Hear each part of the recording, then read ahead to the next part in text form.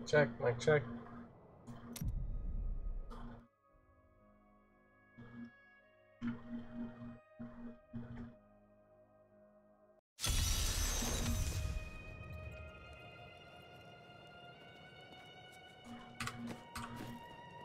Why would the angels do this to us?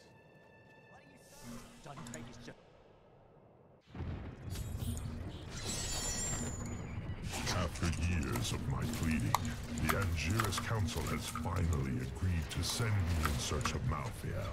I will not fail in this, as my master's presence is sorely needed in the High Heavens. Owing to Malthael's growing fascination with the humans, Tyrael has suggested I begin my search in Sanctuary. I'm still waiting.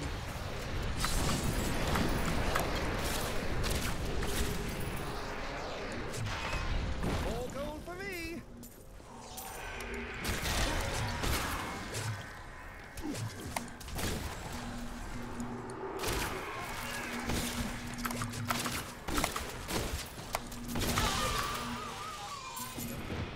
After Malthael's disappearance, the Angiris Council appointed his most loyal servant, Urzael, to find him and bring him back to the High Heavens. Urzael, accompanied by the sect of maidens who were Malthael's closest followers, set out to find their absent master. They never returned.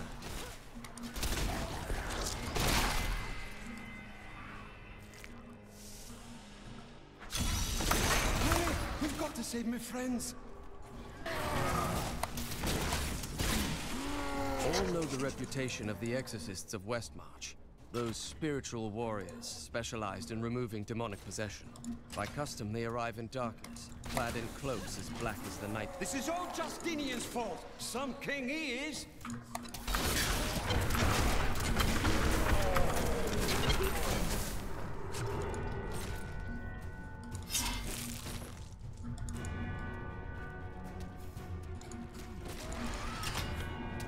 King Justinian must have fled the city by now. It's time for the people to rise up! I encountered the most troublesome bats in the caves outside Westmarch. My companions and I had sheltered there with the intent of organizing my many records, when the miserable creatures appeared and tore several of the scrolls to... Thanks for helping, but this isn't over. And how exactly? Let's just say it's from someone who cares about us coming through. I am so weary. Why did you have to die, brother? I was never meant to be king. The nobles threaten revolt to bend me to their will. They will abandon me if I don't keep the peasants in their place. Oh, my position is hopeless.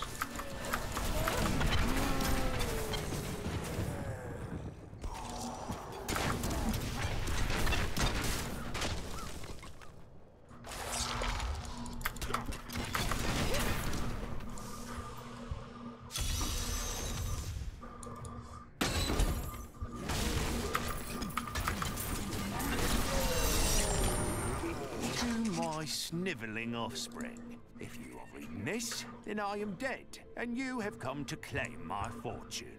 Well, you still can't have it. I have set traps to stop you from even trying. Now, enjoy the rest of your poor, miserable, and cowardly lives.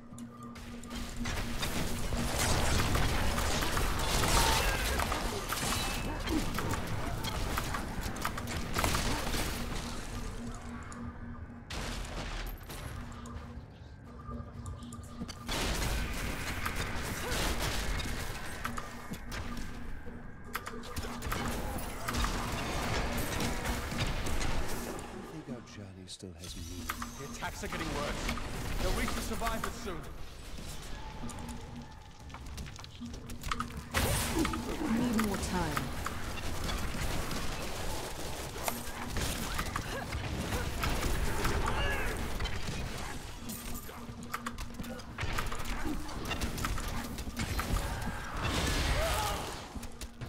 I've been here for days. You'll be sick.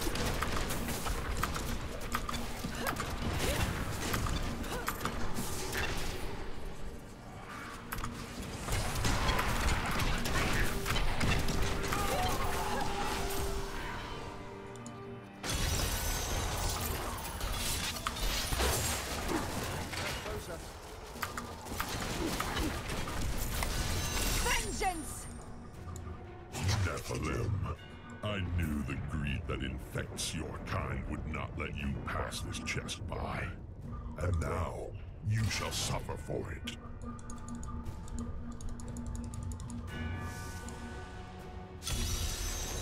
Reapers didn't kill these people. So who did? More bodies? Death to the nobles! What's the meaning of this? Revolution! You would kill What?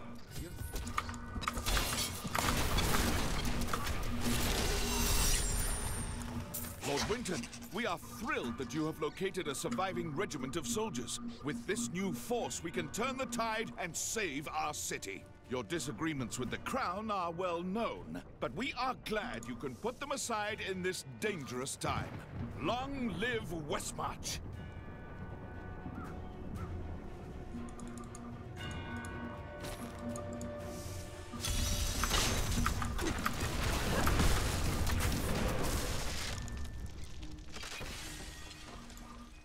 Some of my men are pinned down.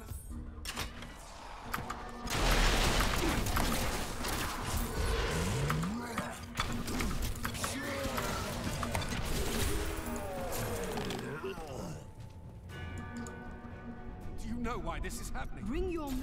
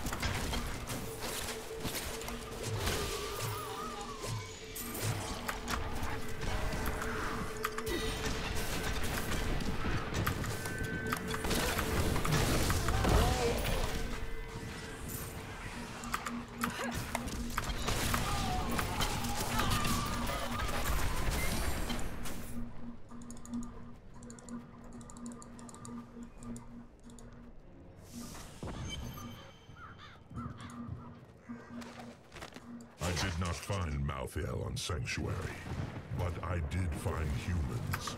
Far too many of them. They murder and cheat one another while allowing their brothers to starve. If their true power is ever released, we are all doomed. They have a That Death Maiden is controlling the Soul Crucible.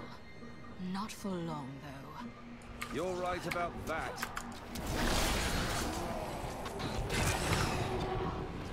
No, I will not do that. You have called it up.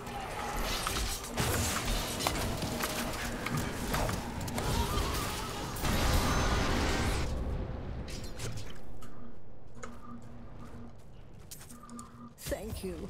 I knew you would arrive in time to save me. But how? I have come. There is no time to waste. We must be on our way now.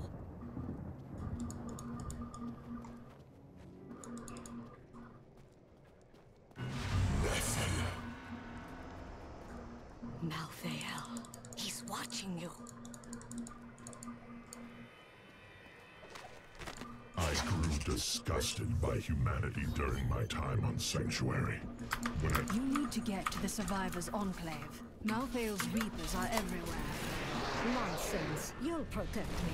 And after experiencing what those things do to people, let's just say, I need to see you destroy the final crucible with my own eyes, if I am ever to sleep again.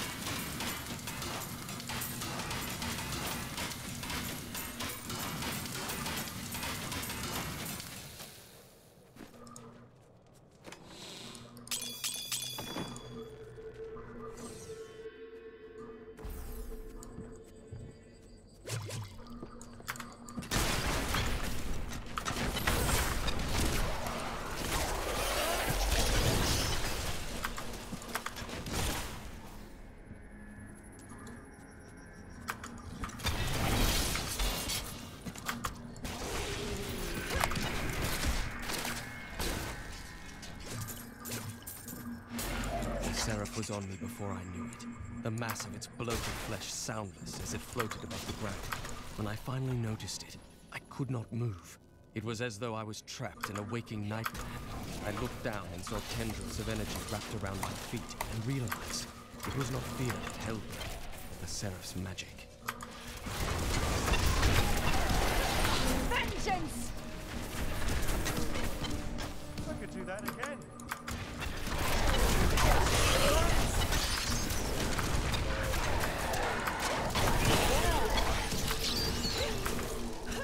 I see you have much guilt over Dia's fate.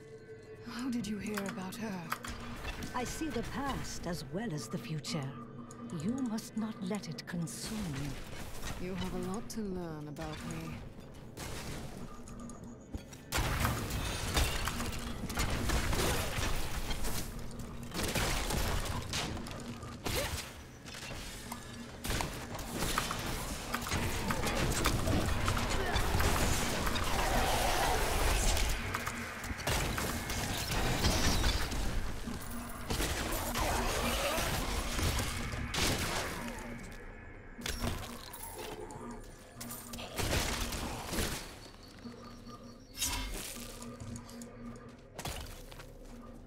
You shouldn't be so down. You have much to be joyful about. This is not a time for laughter. I have learned that in terrible situations it is better to laugh than to cry. Perhaps when you have lost as much as I, you will understand. You are such the artist when it comes to dispatching Death's minions. Don't mind me. I'll just be waiting over here.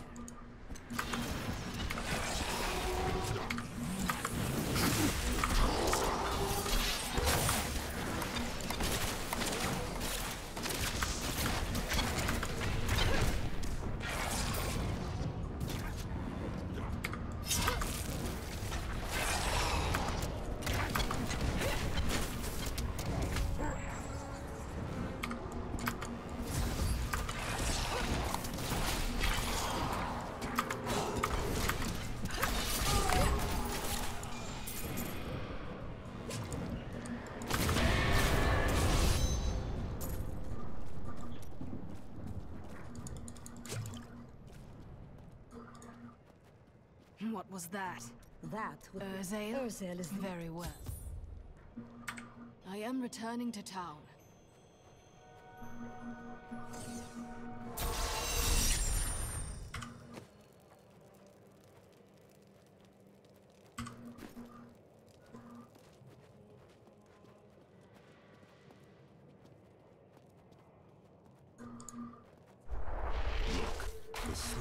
Malthael is... Exactly. He's killing. I need to know... Urzael has done Where can I... All I know. Before you set out to kill him, you should stop by my car.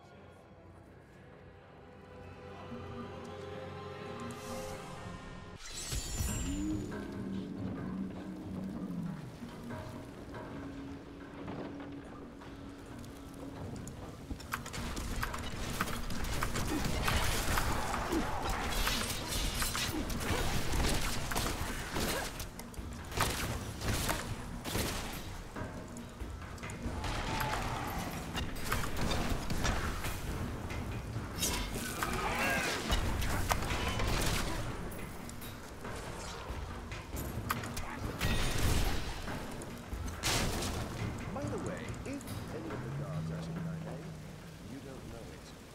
Great. What did you do? I can see how that would cause problems.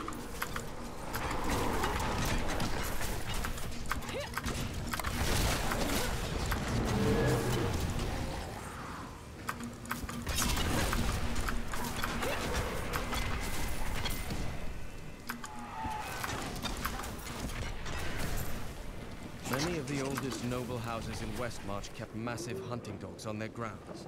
Though docile enough in life, they've become terrors in the hands of the Reapers.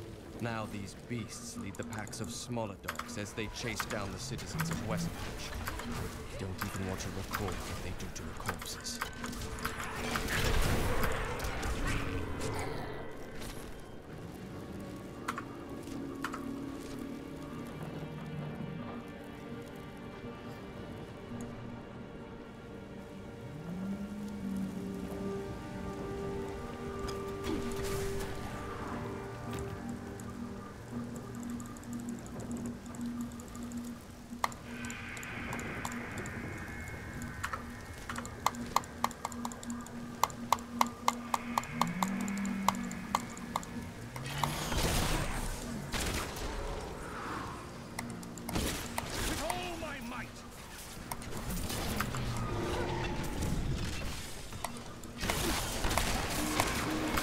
That was just a taste!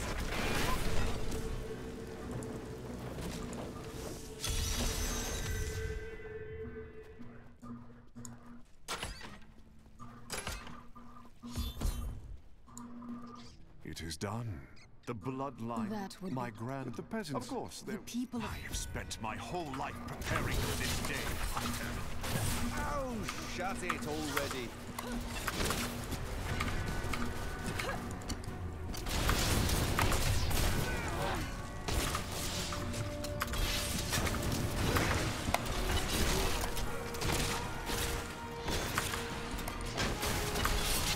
I can't do that.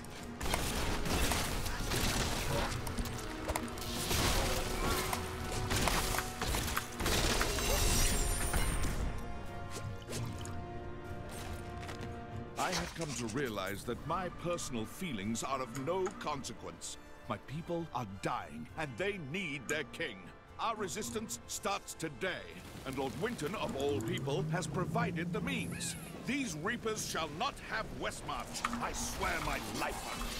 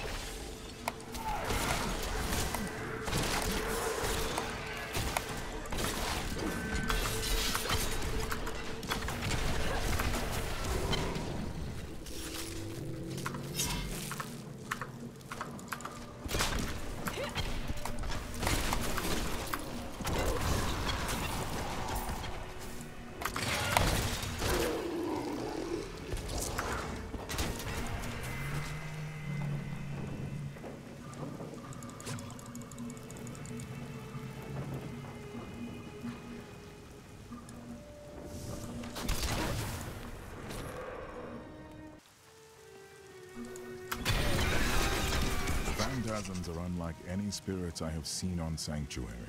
They bear a resemblance to lesser demons, but the souls of demons are always reborn in the hills. I suspect the phantasms may be the remnants of some early Nephilim, those born more demon than angel.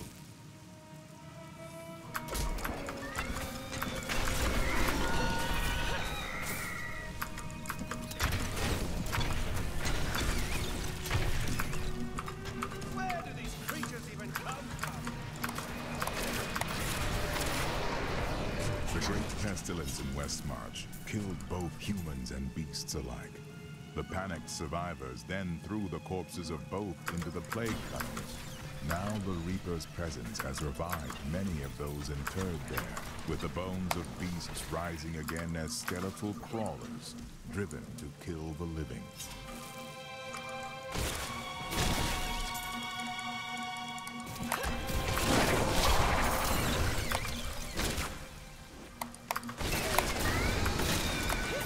Bleed, you filth!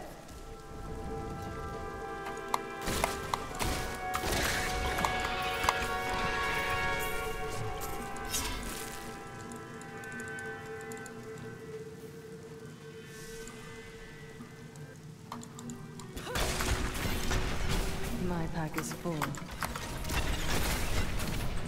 I need to go back.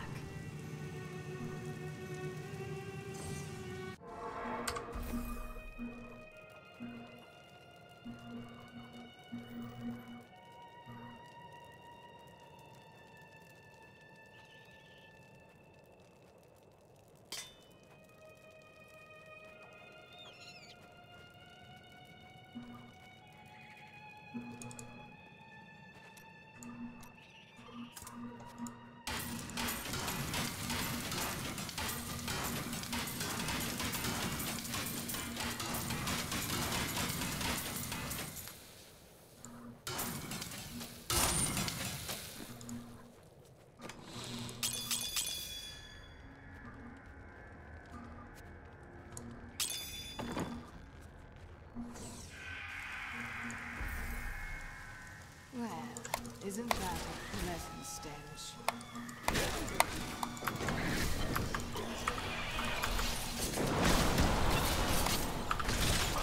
Darkness awaits you!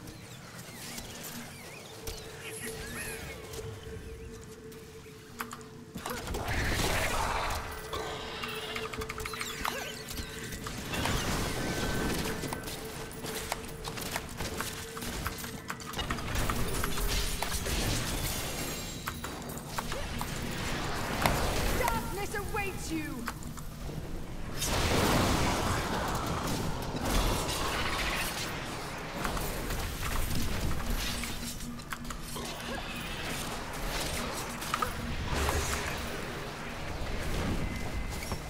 That's how we do it in Kingsport.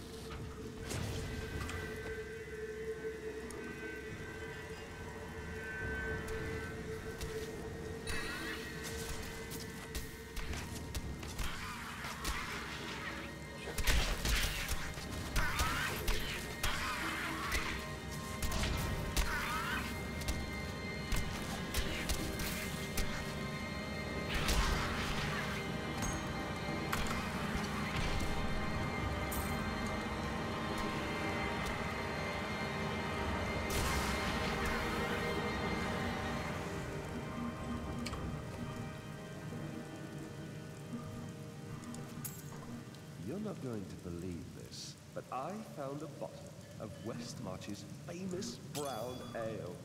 Oh, this day's about to get a lot better.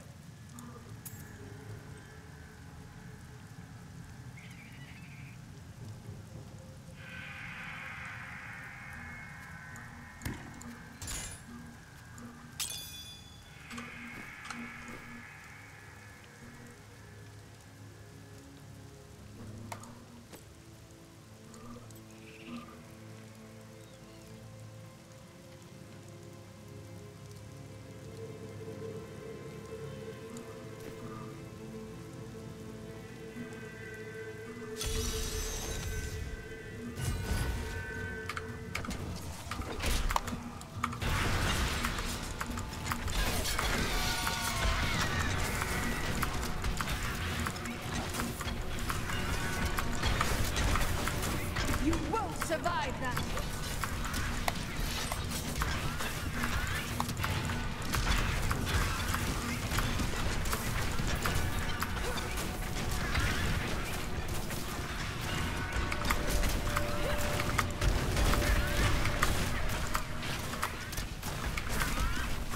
Your fear betrays you!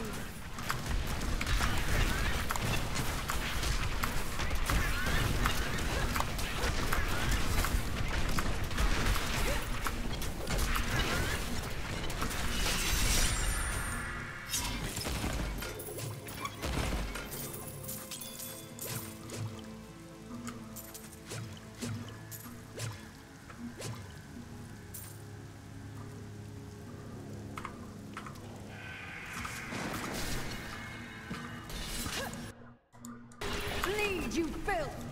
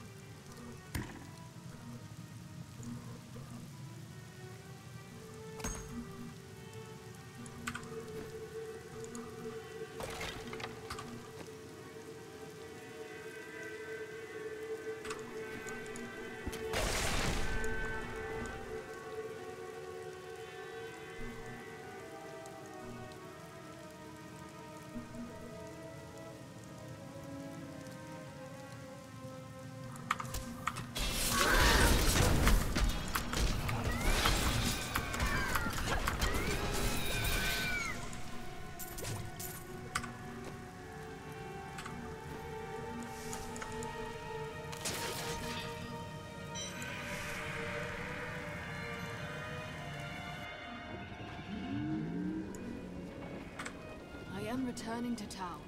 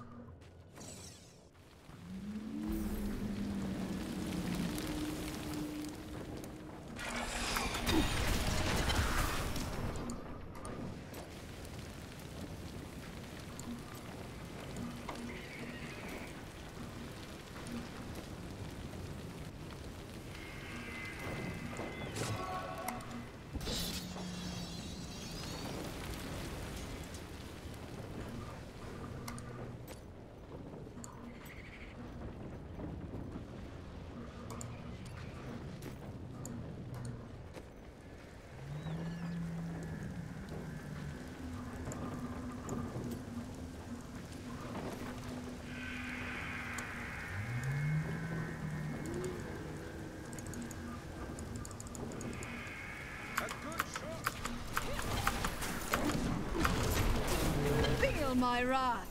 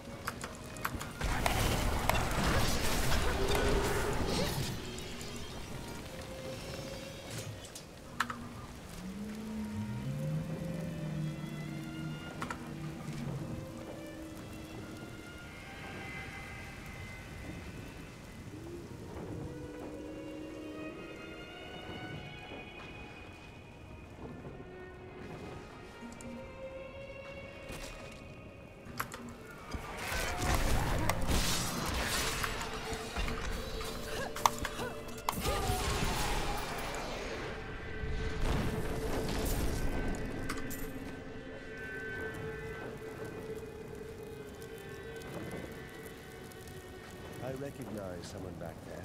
One of the bodies. Who was it? A baker. His bread was awful, but he'd always share it with the poor.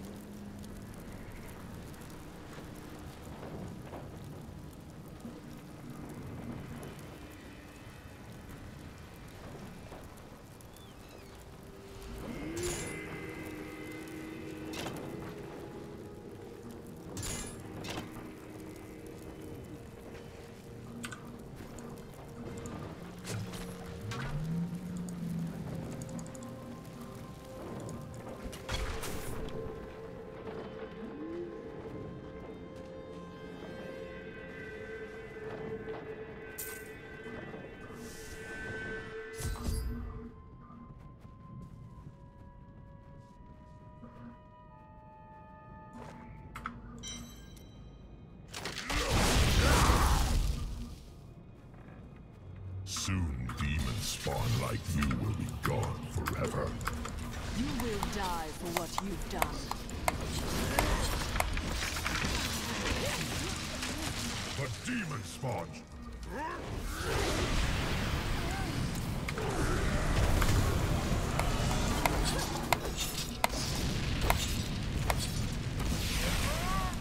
How satisfying.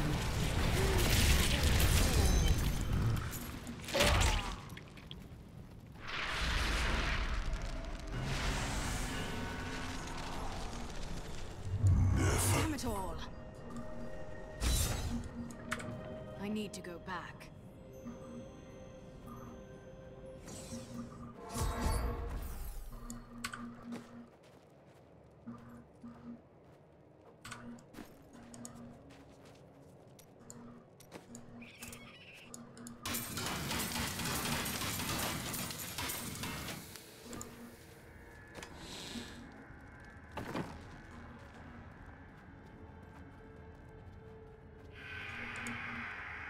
Urzael has fallen. You have saved? But we That strange woman you brought here believes she can help. She insisted on speaking with you immediately.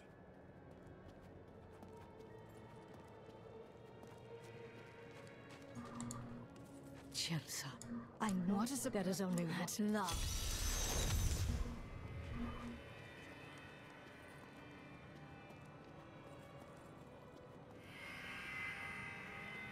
You're not going anywhere without... Why is that?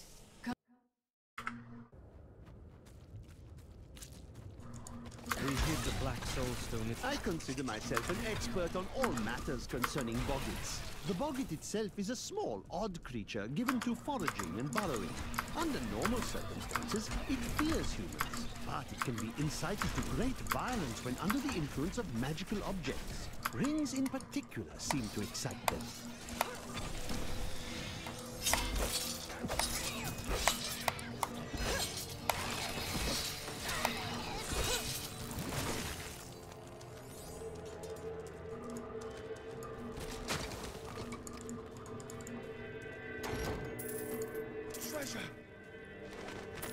The first time I saw a witch, she burned. Father took me to the town square to see it. Look, he said, that is the face of evil. But she looked like any other woman. This is the entrance to the tomb. Adrian. It looks like... What was that?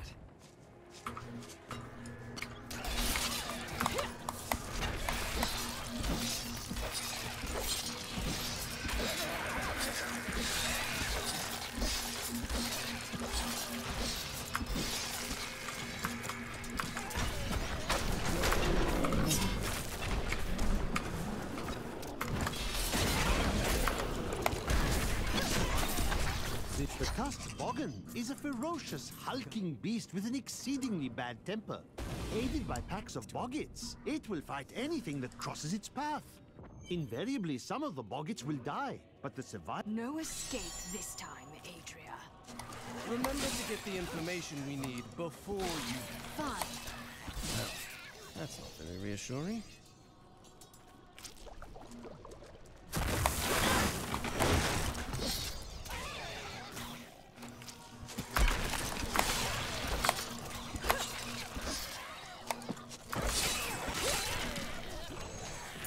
My father could never understand. born into privilege and wealth, and he spent every moment of his life trying to protect it. I was his flesh and blood, but he cared more about the names in books and the faces of the paintings on the walls than his living daughter.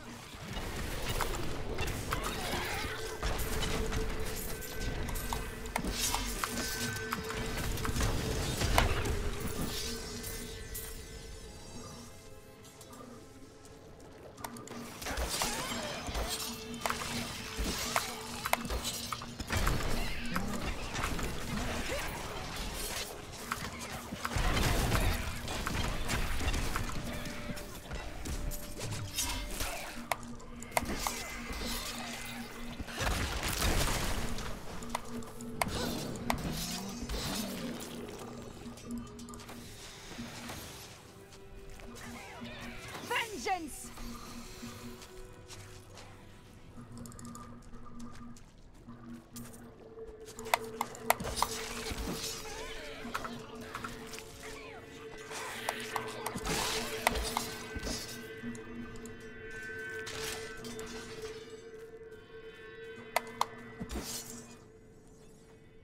This is one of the guide stones. Nothing happens when I approach it. Let me take a look. There are 4 entrances to the Nephilim city, each one etched with a sigil.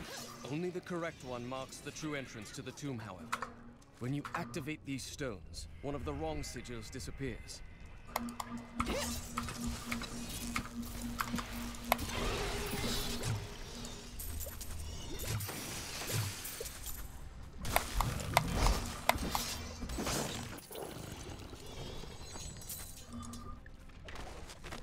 Do you know what fear is? The fear of who you are. Fear of what your own blood would do if they knew what you were. No, you could never understand it. People look to you as a savior. Have you ever thought about the lives you've taken? They were fathers, lovers, daughters. Yo, what's up, Sir Nando? How you doing, boy? Thanks for the message, homie. Searching for the maggot brood has been quite an adventure. I first observed the corpse of one near the road to Westmarch, where it raised such a stench that my new assistant vomited twice on my favorite traveling clothes. The stains came out eventually, but I was sorely vexed.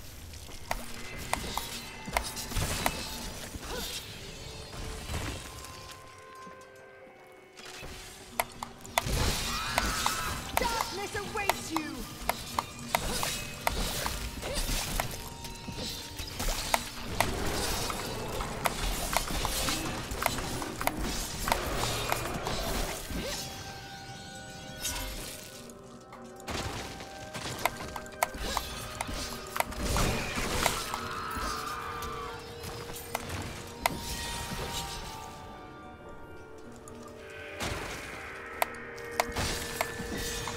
Your fear betrays you!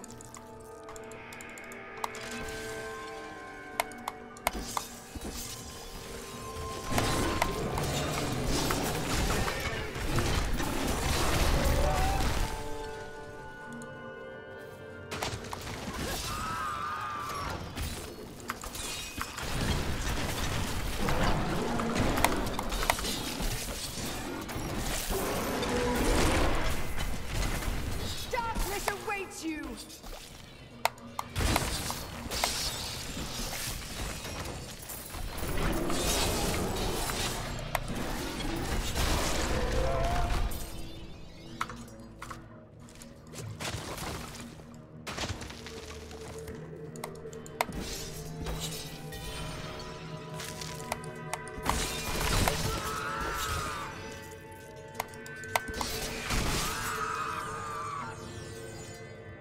Hey, Weston. You should go check on our dinner. Yeah.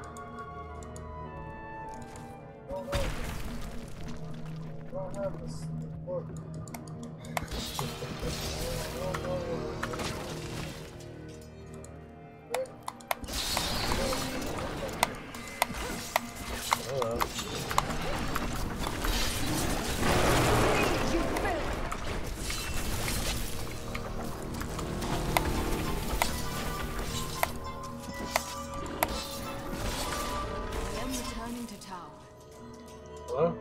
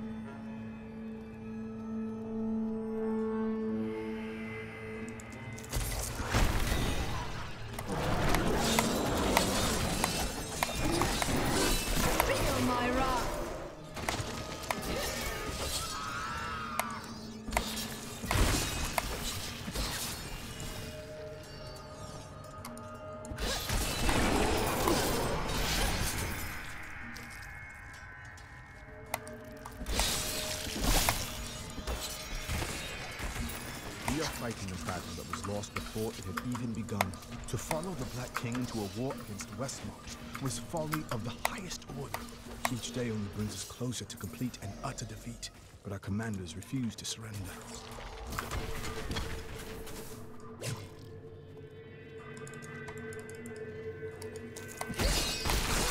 Darkness awaits you!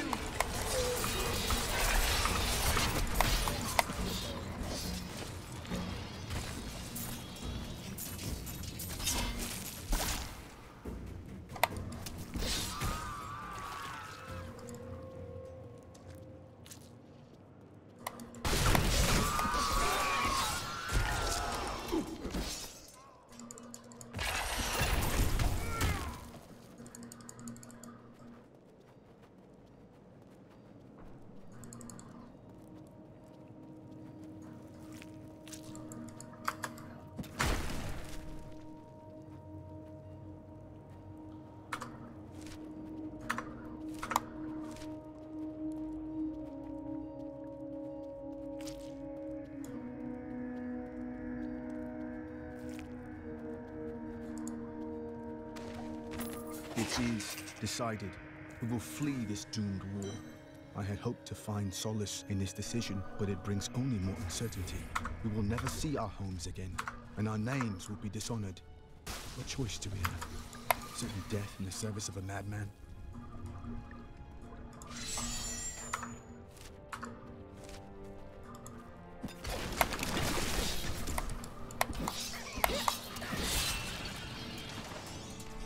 This may be the right passage, but I cannot be certain.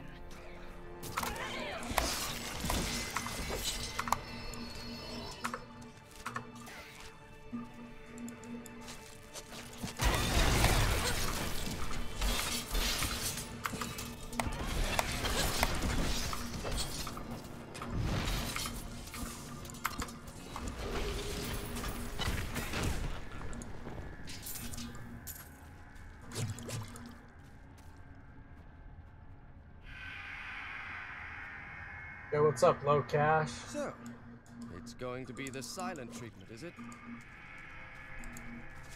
I'd like to go to Germany sometime, man. The Bogan Trapper's snares are surprisingly effective, though I have no... Sweet revenge! I don't even have the money to migrate, though, dude.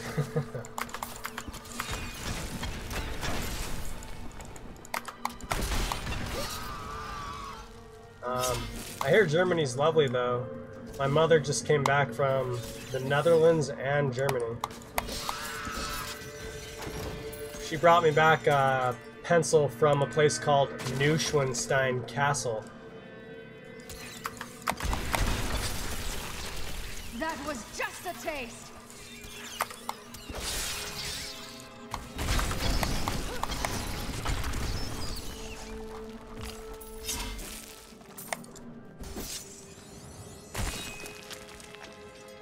Yo, Weston, just go look at it. If it's about burnt, then it's probably done. If it's on the verge of being burnt, then take it out. Just use a fork and pull out the tray and then unfurl the sides and look at how done it is. Bleed, you filth!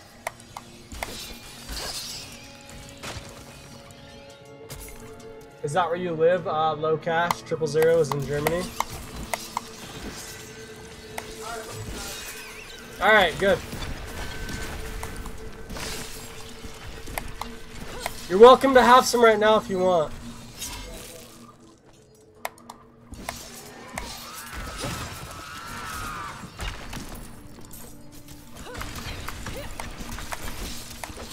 Feel my wrath!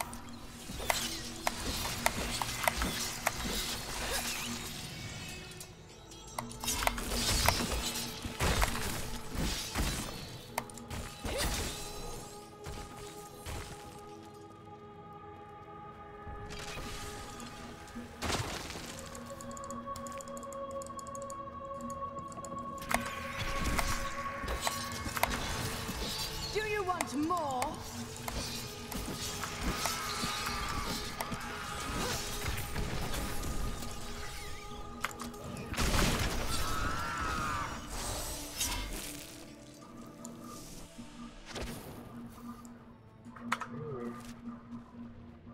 Interesting.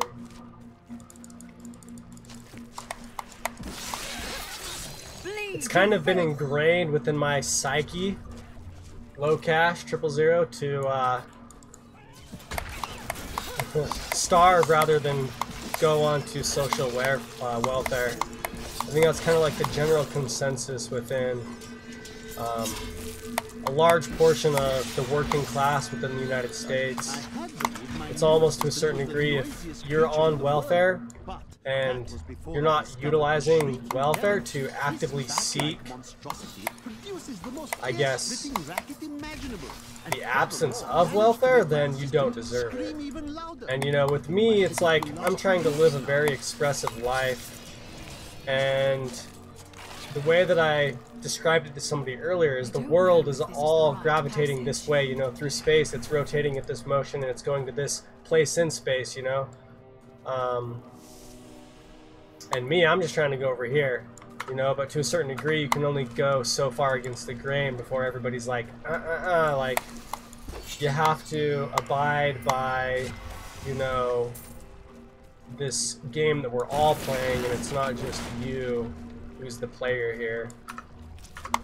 And so to kind of, I guess, find some sense of stability within that whole scheme of things, I really live a confined lifestyle or refined lifestyle in regards to the way I spend my money and spend my time.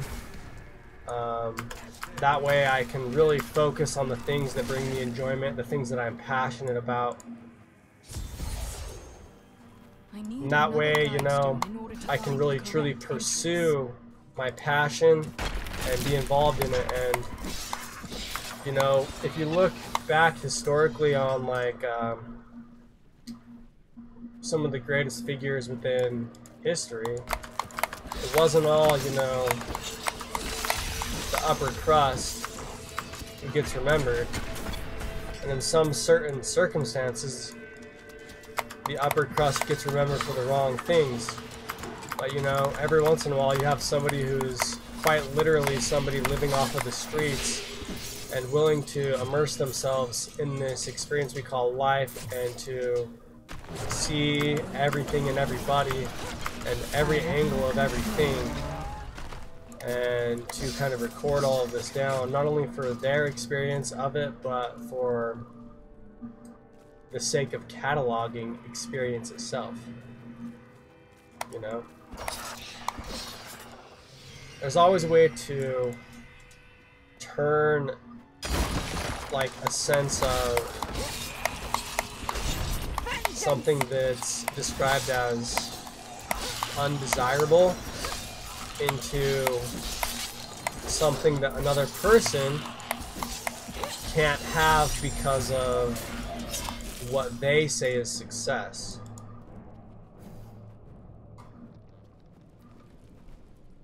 And so in that way, you've actually turned the tables, so to speak, of undesirability into a unique experience which, you know, houses within it peak moments that are not experienced anywhere else.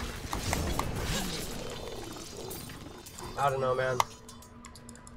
I'm just doing my best to make the best of things. It's like today I went golfing. We stumbled across some coupons, and like, I don't do anything really extraneous or taxing unless to a certain degree I'm highly supported through like some sort of social welfare, right? Like for example, I received from some beneficiaries the ability to go and take a day and golf 4 holes. And you know, this whole golfing experience was like me trying to like analyze my position in regards to what others describe as the most desirable position in life, right? You have the fairway, which is what is described as good, you know, and it's like we're all trying to stay on this fairway of life, right? Well, for me, it's kind of just like, hey, yeah, I was hitting into the cattails over here, I was hitting into a lake over there, into a sand trap, and I was just like, yeah, wherever it lies is the fairway, you know what I mean? Just because through like the social conditioning of our minds, we describe certain positions to be desirable above others. That doesn't necessarily mean so, because who's creating the course here? The course itself is tuned in for the statistical average of humanity. Well, nobody is the statistical average, because as soon as you dive deep enough into anybody's life, they're going to be an individual which strays from this average. And so in kind of reconciling that mathematically and philosophically, you can then say, ah, whatever, I don't care that I'm off over here in the weeds, in the rough, or out of bounds, or I literally have to drop a ball because I lost my ball, you know, out in this wooded area amongst the trees. Just like every position that you find yourself in is where the fairway for you could be. But that's just one way to sleep at night and to kind of, in a way, put your mind at ease if you're, I guess, behavior or ability is not up to par, right? Pun halfway intended. It kind of came naturally, but I thought of it before I spoke it, so I then forced it. Anyways, if you're not up to par with what society deems to be skillful, well then all you have to do is reconcile, this is society's pathway here. What is my path, right? And if you can kind of like philosophically reconcile it that way, then who's to say what the true pathway is? Because if I was to make the course, then, you know, why would I always want to be in the middle of an open area on the fairway in the green? Like, you know, sometimes I want to go through the rough, sometimes I want to go in the deep waters, sometimes I want to go mess around in the sand, right? So, there's all that, man. But, you know, kind of got a little off topic here. We were talking about welfare. And it's just kind of like a hard game to play. I think everybody's trying to get ahead of everybody, and you know, the more help you receive, then it's almost like, to a certain extent, the less you can actually take credit for because you've received so much help. And then how much can you really justify as being your own accomplishment? Right? I can recall a specific experience where I was playing some poker with some really good friends of mine, and I literally went out. You know, I went all in with somebody, and they called me and whatever, and they had a better hand than me. Lost all my money on that that play right there. Well, then one of my friends, he's like, you want to buy back in? He's like, I'll spot you the money, you know? I was like, sure, whatever, but he's like, this ain't no socialist crap or whatever, you know? And he's like, for each hand we play, like, there's going to be an interest fee, and so as soon as you make back the ability to pay me, he's like playing like banker over here. He's like, you're going to be paying an interest fee along with the amount that I bought you back in with. So it's just funny, like, and if you can kind of like picture, you know, how our interactions amongst others creates, in a sense, our own psychological perception of the world, that's kind of some little piece of all the, you know, experiences that I myself have been through. But then, you know, what's money and what's success? And can anybody, no matter how much help they've received, really, truly claim credibility themselves for all that they have, right? Because, you know, through the domino effect, who's to say that somebody 500 years ago didn't place them through, you know, the wave of events into the position they are now, to be able to take advantage of certain things and to be able to discover, to be able to enhance an idea, to be able to come up with something truly original and descriptive of their, you know, generation. So, feel my wrath. I really play all angles. And in so doing, I hope that I myself am never pinpointed to be somewhere specifically. I kind of play life situationally, as it were. Meaning, you know, I assess the situation, and based upon interactions of individuals around me, I kind of play it by ear right there. Which means that, you know, maybe I do have my own concrete set of beliefs that I adhere to. Maybe my adhered belief is to have no belief, right? That could even be an adherence to something which would depict your behavior in the long run. I have uncovered an obscure ancient tome whose pages is recorded. Through the lack of a response, I feel as though the secret history of a race called the Nephilim. I've definitely exacerbated the original interpretation as to my position, but for the record, and truly just cemented with clarity why it is that I'm in the situation I am. Through obscurity, ironically enough.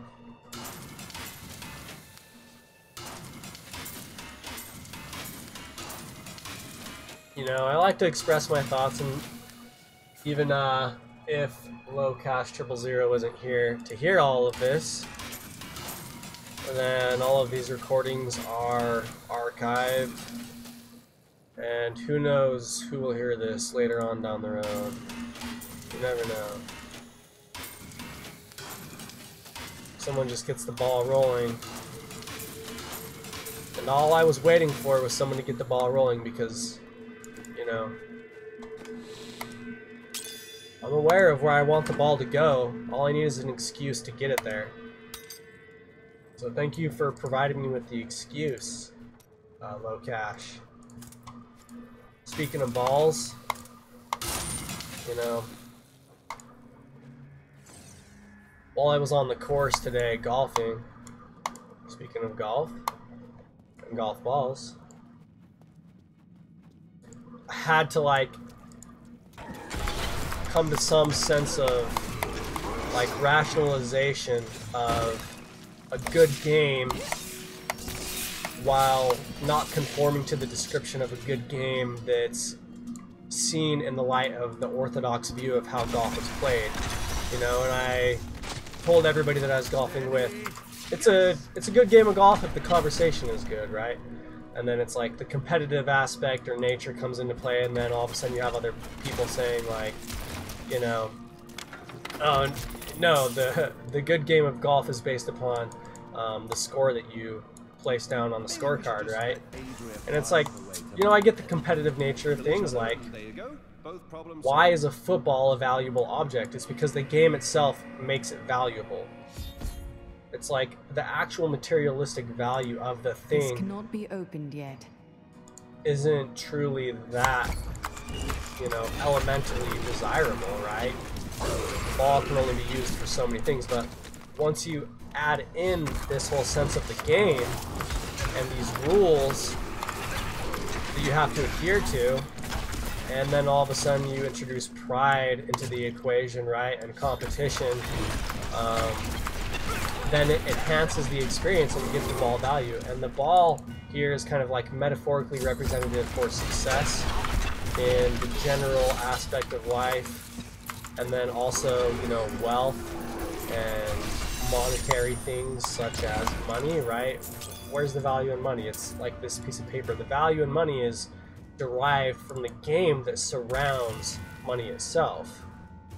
Without that, really, elementally and I guess practically looking at what can be accomplished with the materialistic values or properties of the object itself is pretty limiting. But, you know, psychologically, through the socially conditioned aspect of the object, we derive all of this value from the thing based upon the game that surrounds it. Anyways, back to the game.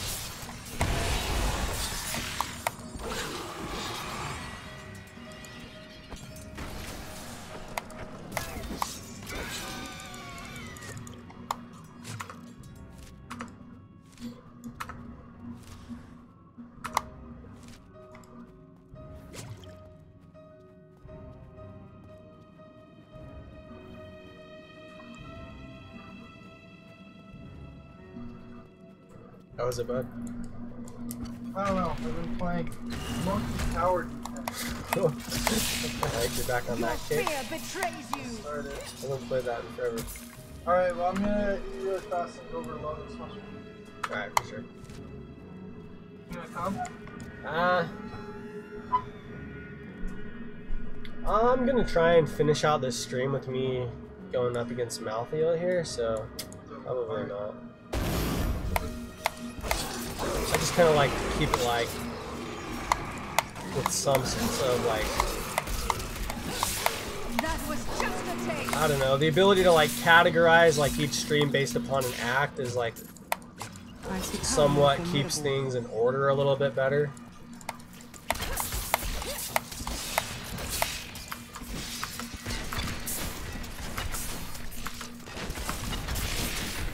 Sweet revenge.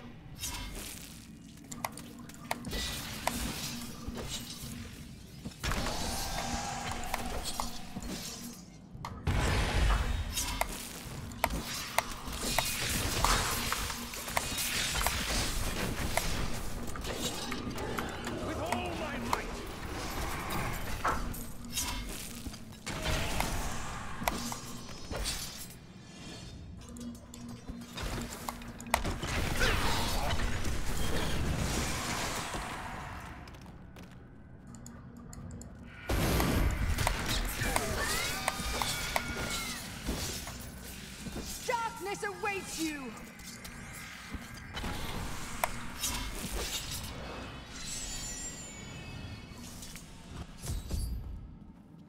Wait here, Lorath. You're going to... I will do... You're all counting on...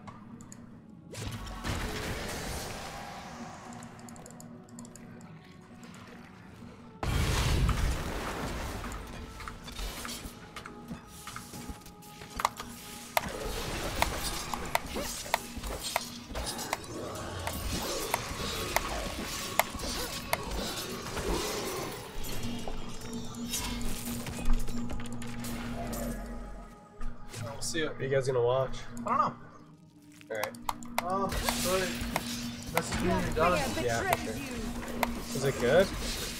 Really good, yeah. What did you do for this bread stuff? I You just put had some to... roll into that? Yeah. I like that a lot. It's good touch. Cool, thanks, man.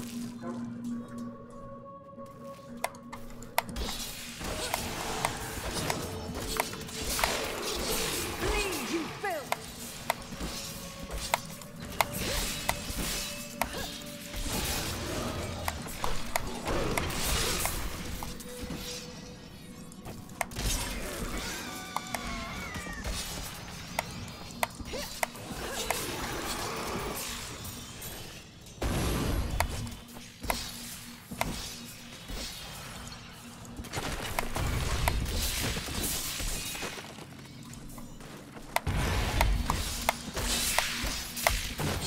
Do you want more?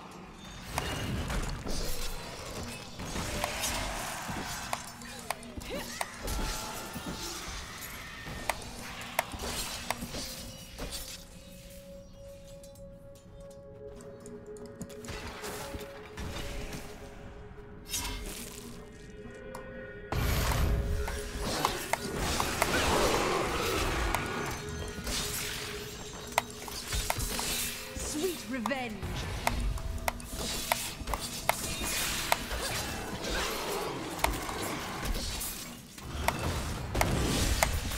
My hatred is too low.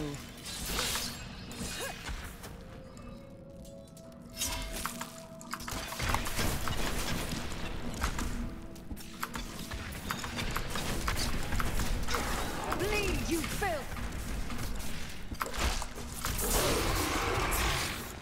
Why did they hide the soul stone down here?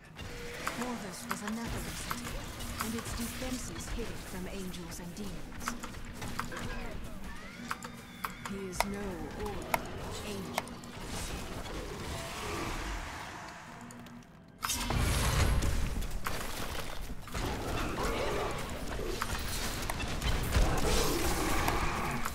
Sweet revenge.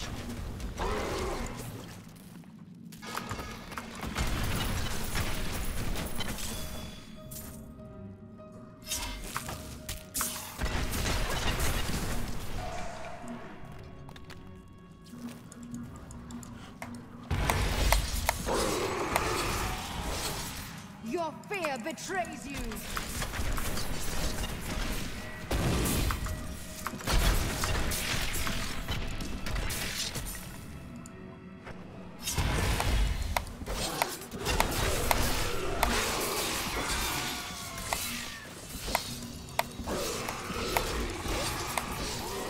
Your fear betrays you!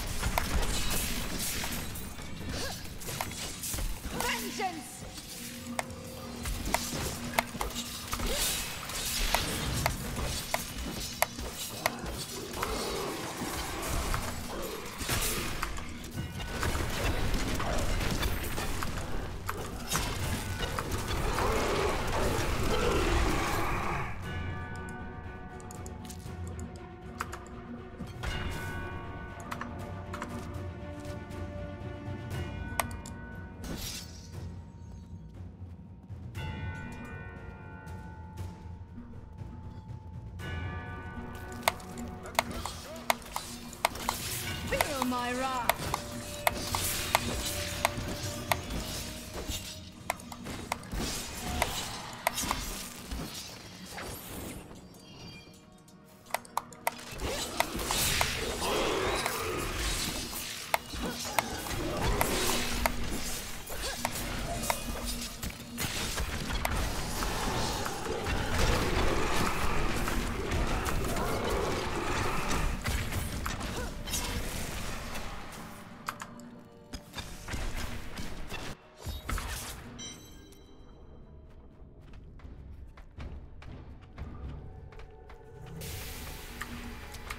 I do not need angels or demons. I will make my own fate. Diablo sent me a vision. He had returned, and you were the one who freed him. Never. He always finds a way. My master will.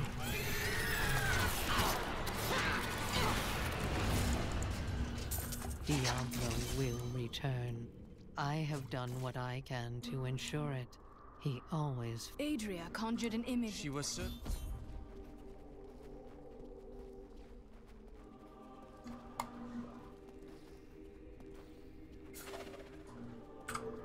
I need to go back.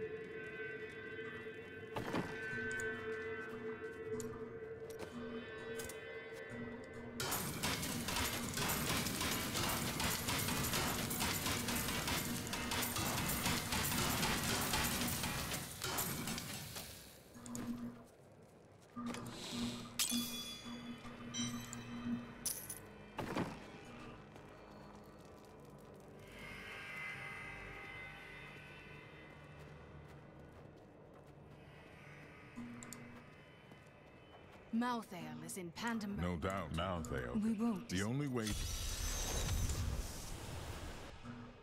What is this? Destroy the gate! The Nephilim is here.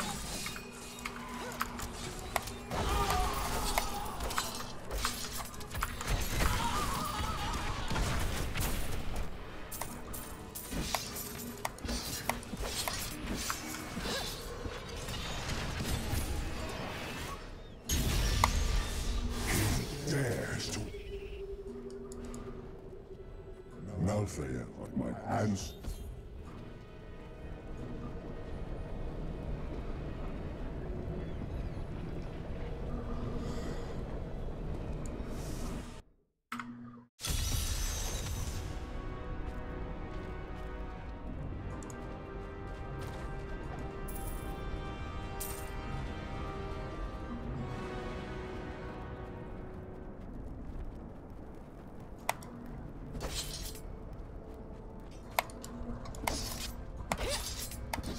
There is a siege camp not far from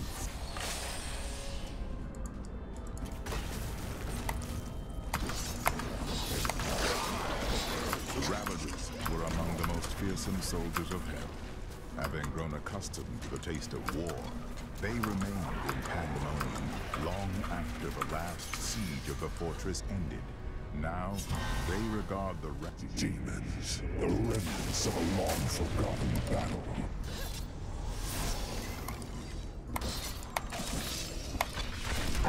Pandemonium is a vast, chaotic realm, and many demons remain scattered throughout it. In particular, the war-scarred Marauders were unwilling to return to the Hells, and they have taken to pillaging the remaining angelic outposts in the battlefields.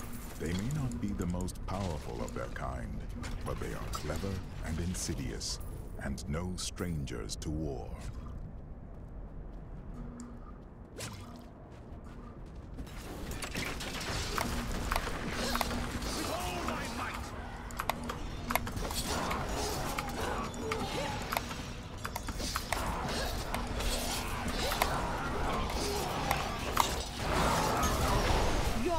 Betrays you!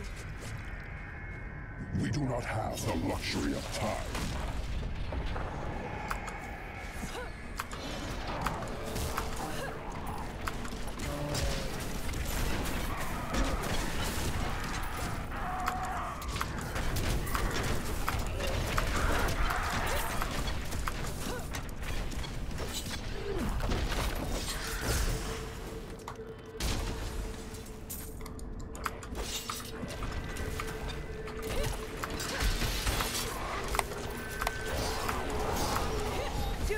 More?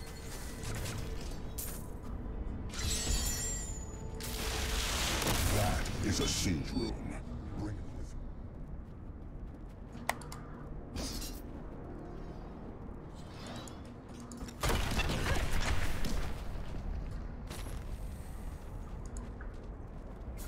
Do you see the battle? But it is useless without the siege room. Your gratitude isn't needed, Imperius.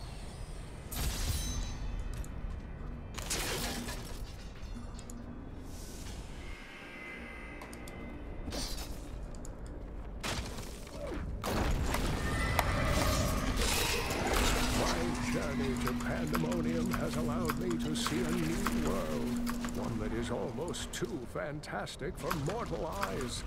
The ancient battlefields stretch before me, a desolate space that is occupied by small, scouring beasts. They search the lands endlessly, thriving off the magic that lingers from battles long past. Not all of the hazards of Pandemonium lie above ground. The tunnelers roam just beneath the surface. Pandemonium is the alpha and the omega of the eternal conflict. It lies at the center of all things, linking the realms of heaven and hell. Long ago, when the angels were young, the aspect of wisdom found the eye of Anu here. He named it the World Stone, and all of heaven swore to protect it.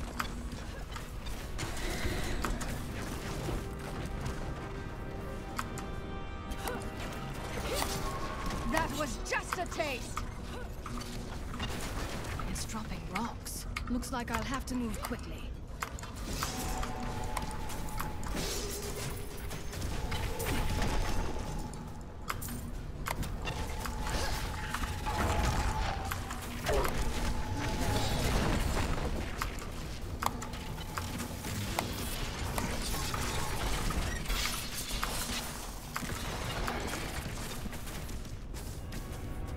Nephilim! We found found something we can use!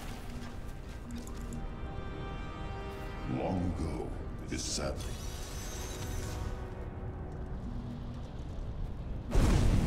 Nephilim, to me! I will protect you!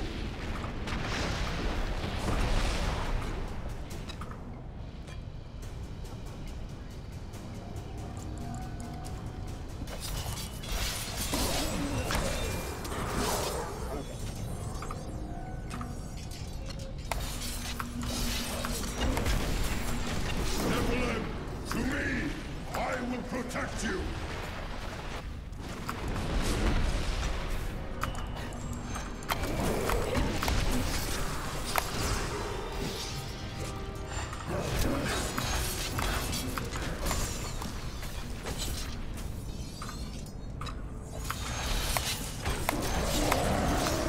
Nephilim, to me! I will protect you!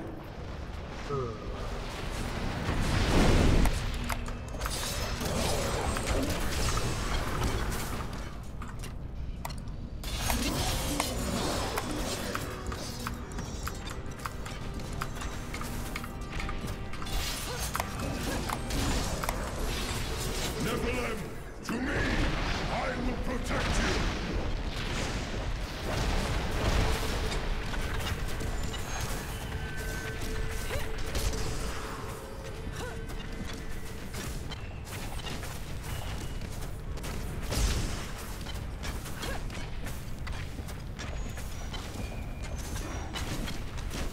Nephilim, to me! I will protect you!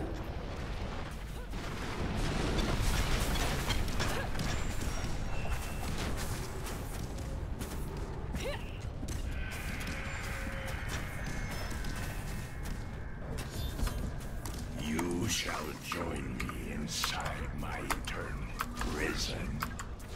It is unfortunate that III-ROS corrupted the weapon. It is useless to us now. At least it cannot do any more damage. The great weapon was created in response to a siege on the Pandemonium Fortress by III-ROS, a demon lord who rode a monstrous siege beast. At great cost to ourselves, we channeled much energy into the great weapon, and succeeded in bringing down III-ROS and his mount.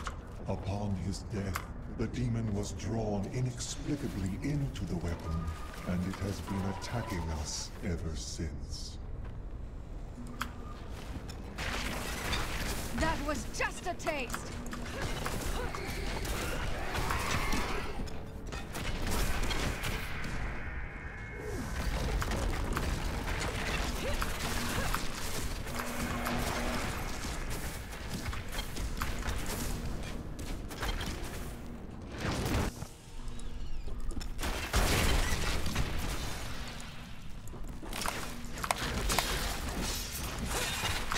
Bleed, you filth!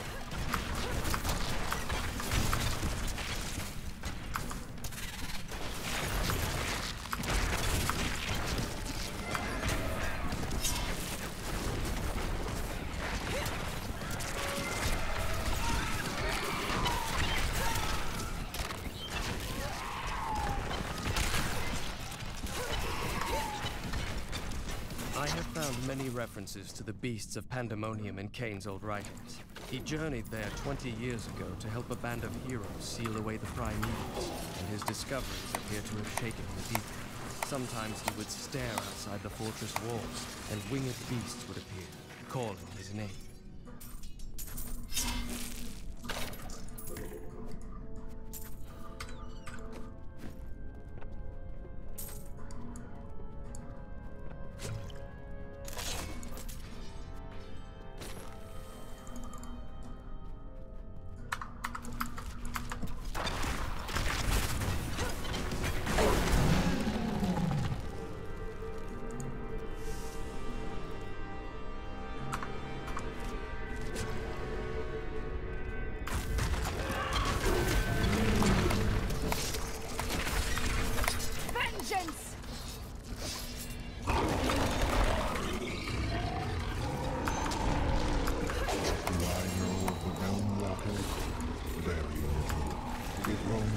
outskirts of Pandemonium, a lumbering giant with a gaping hollow at its core. Somehow, it can hide its body away, disguising itself as a mere portal. Those who pass through it are trapped in a distant world, never to be seen again.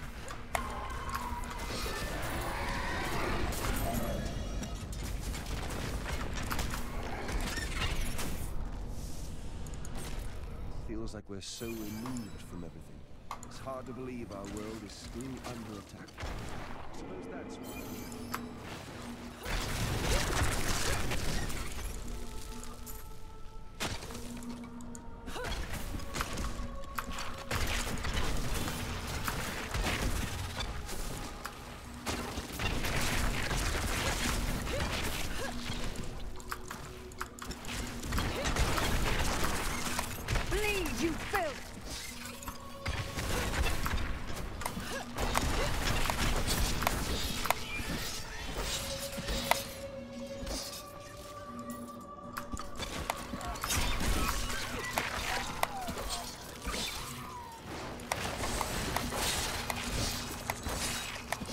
Survive that.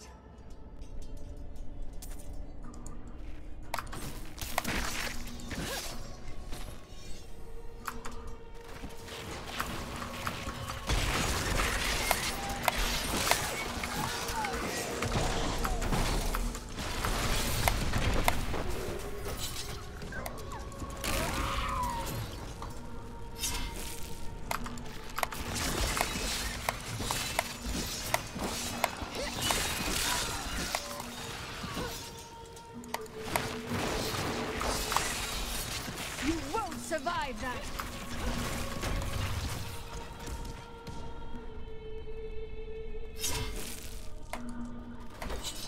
Yo, Agudar 1, what's up?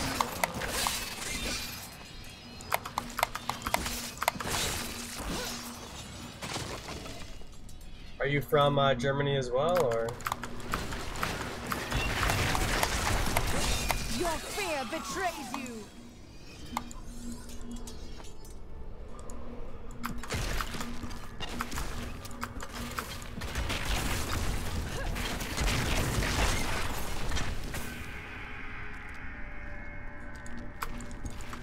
First, I'd have to get to Germany,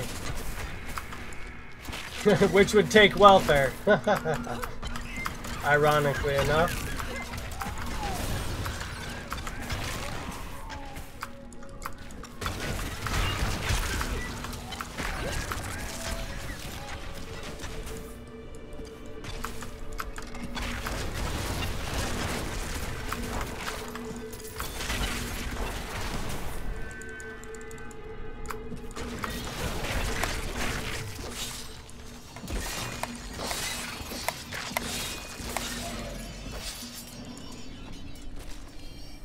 I heard that they're becoming a lot more strict with things, though, because they've had a huge influx of immigrants, which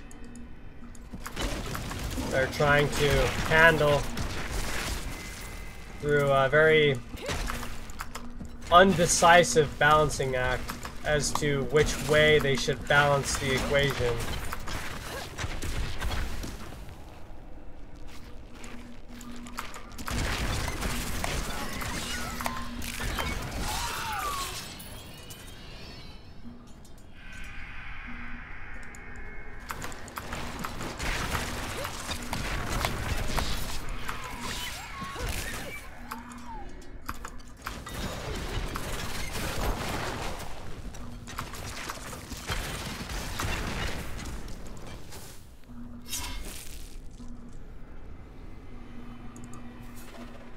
My German consists of 9 and Duncan. Will that get me by there? I've been to many number of places where literally the extent of the conversations that I have with the local residents is consistent of hand gestures to depict actions.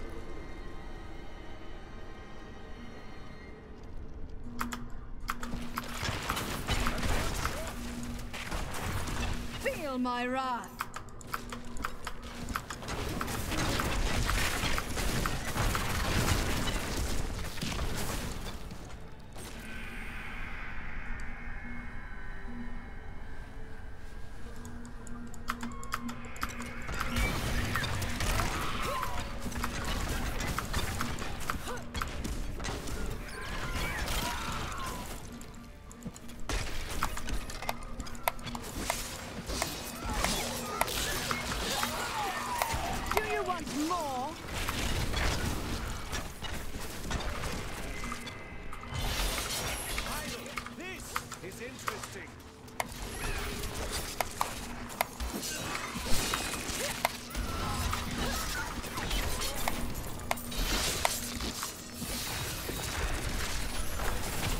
Was just a taste.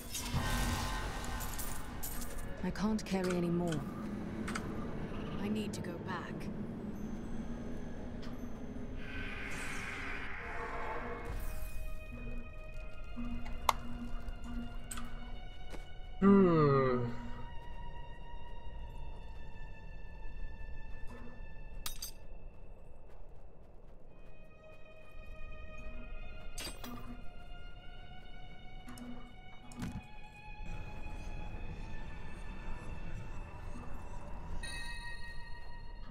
Iron Toe Mud Sputters. Gives me dex, light, movement speed, increase in cluster arrow damage, extra gold, gain up to 25% increased movement speed based on amount of life missing. Good heavy steel, nice flex around the ankle, good weight in the toes, a solid pair of boots. What? Did you need them to sparkle? Cormac the Templar. In all honesty, I don't know. He gave me a boost in damage, which is really all I'm concerned with at the moment. It's kind of what my configuration is geared around here.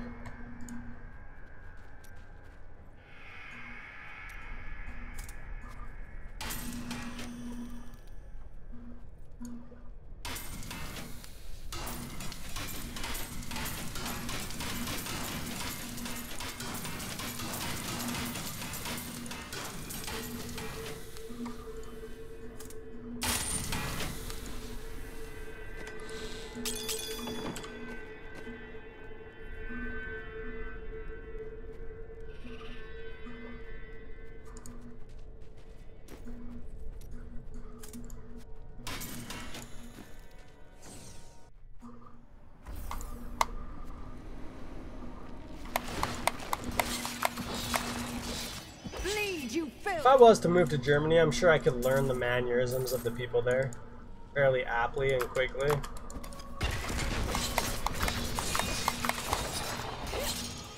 And then I'd start to mess with them.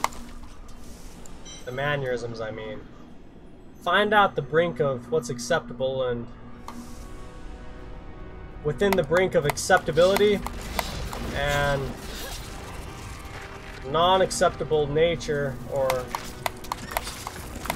non-viability lies creativity.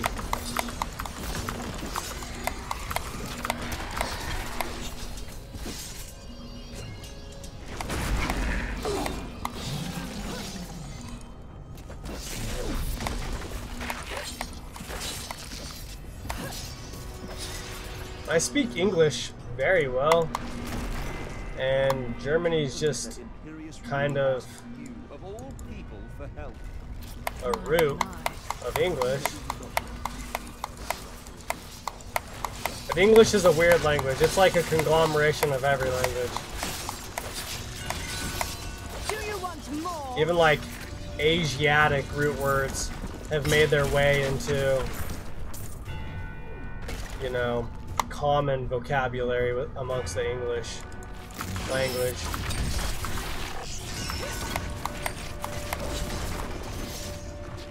Which is why, honestly, I have a hard time speaking any other, like, totally immersive language, because to a certain extent, it's like English incorporates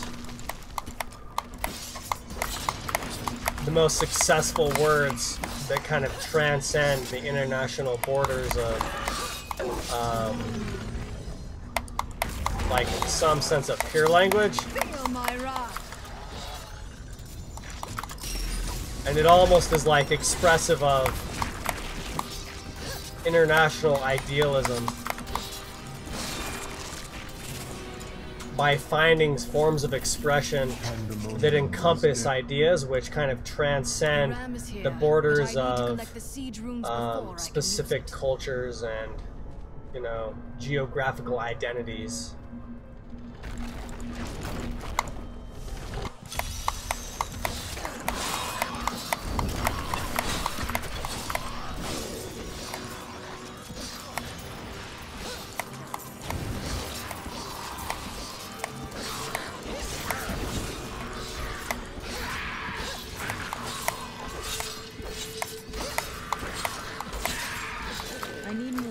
To do that.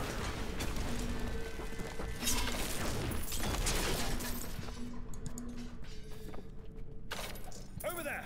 Riches!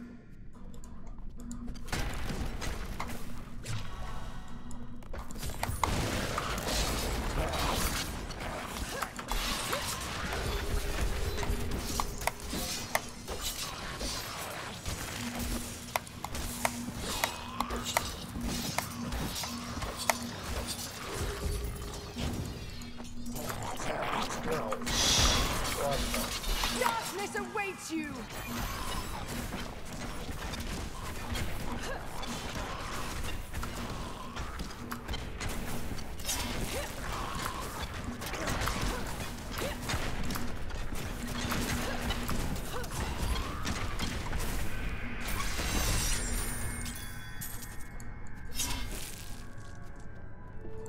That was fun.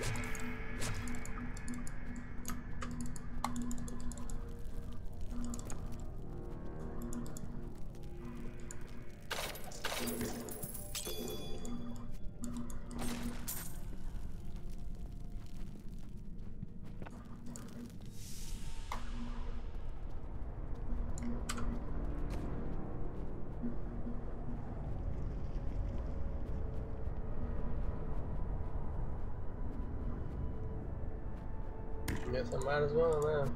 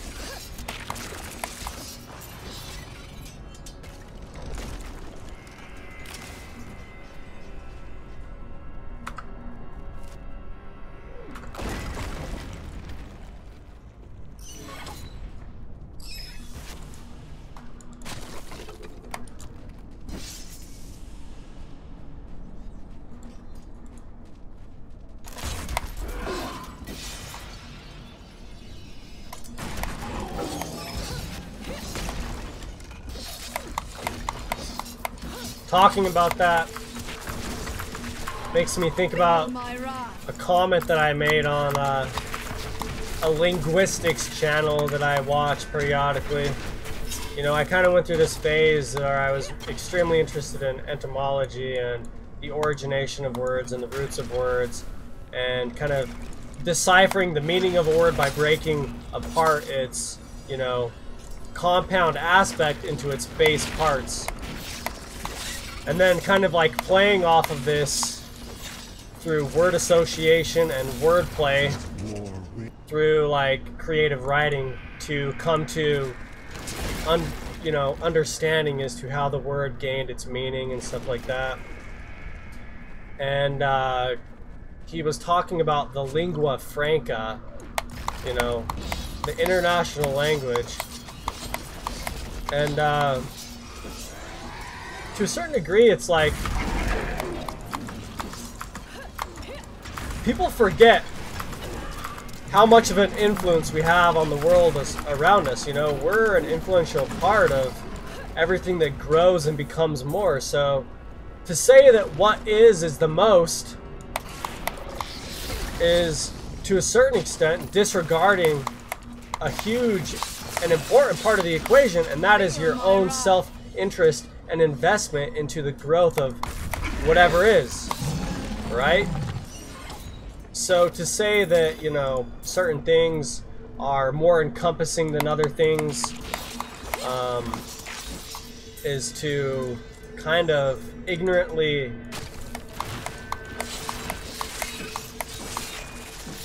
Sweet revenge. through non-acknowledgement of your own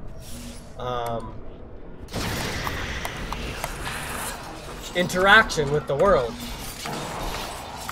And where I am going with this is the lingua franca, because the individual is talking about the English language, and then my comment was, well, I don't think you can fully really learn any language. Like, languages are constantly evolving. You know, words are continually created to describe new experiences as humanity experiences more itself, understands more. And so whatever language we ourselves invest our time into becomes this all-encompassing and expansive form of communication that's, in essence, transferring this thought, this idea, this perception, this experience. And so I was kind of arguing that I don't think it's possible to ever truly learn a language once you come to terms and understand that you yourself are an integral part of the language's growth and becoming. And so in that sense, if you consciously acknowledge your own interaction with what is, then in essence, what is currently not accepted as such could eventually become such with your own influence upon it. But you know, he was talking about English being the lingua franca and most of scientific thought. And if you travel around internationally and speak with individuals within the sciences, they're most likely going to speak English because the vocabulary of science is kind of based upon that. Once, you know, of course, for terms of practicality it is, but you can get into more specific detailed mannerisms of, let's say, Latin terminology is used in all circumstances of nomenclature for organisms, right? You have, what is it? Kingdom, phylum, class, order, family, genus, species, right? So all of that is done under Latin nomenclature. Then of course you have the international language of math, which to a certain extent is really just Greek. If you study a lot of Greek characters and characterizations of things, and you get really in deep into mathematics, and then especially calculus, all of a sudden, you know, in physics, you're going to see all these representations of words that are symbols used mathematically, but they have meaning in Greek. And it almost, to a certain extent, can really bring math alive, right? Math is just another form of expression, right? And really, it's just used to get us somewhere, which is what language, any language, is used to do.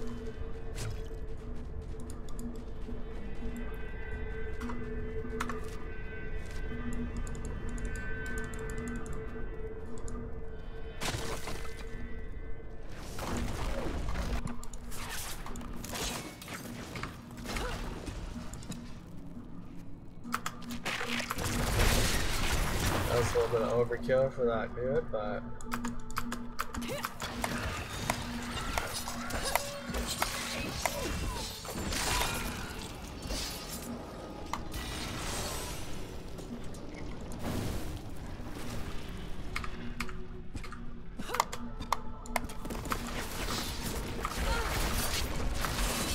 Bleed, you filth!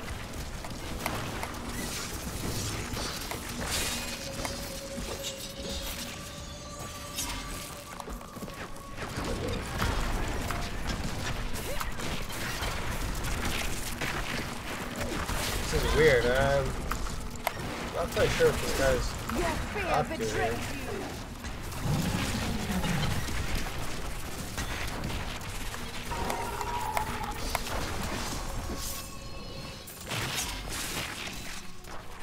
Just kind of ran away from me, but dragged me into some very overburdened. Undesirable situations.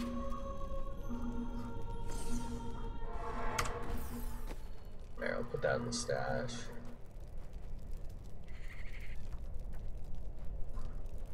Alright, put that guy on.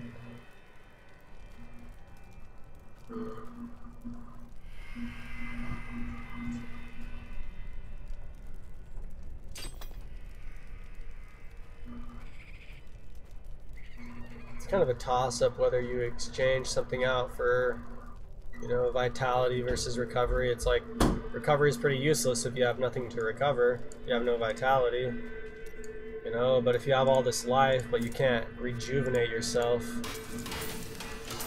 it's kind of useless as well. It's a little bit of a catch-22, and eventually you just gotta make a decision.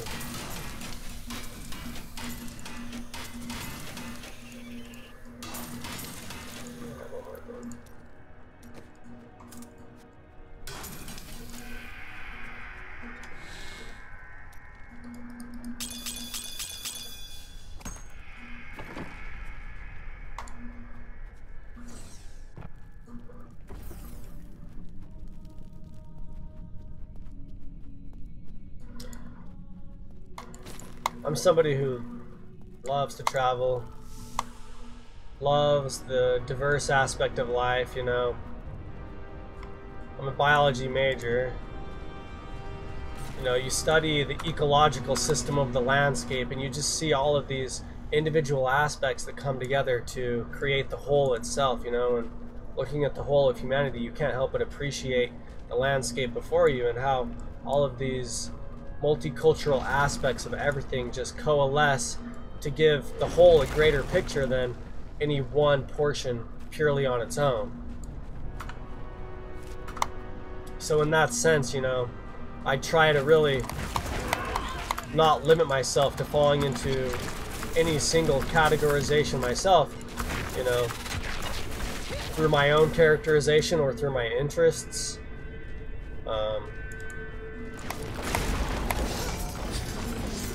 That way I can be a multifaceted individual. Very well-rounded, as it were. Sweet revenge.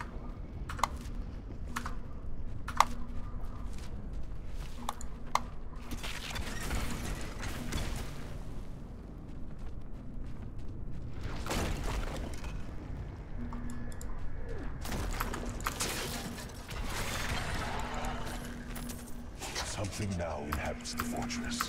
I am certain of it. Long have I gazed upon its scarred facade, dreaming of the safe haven its walls offer. But it has changed. The vacant terraces have turned cold. I am so desperate to escape the demons. Whatever is in the fortress, may be worse.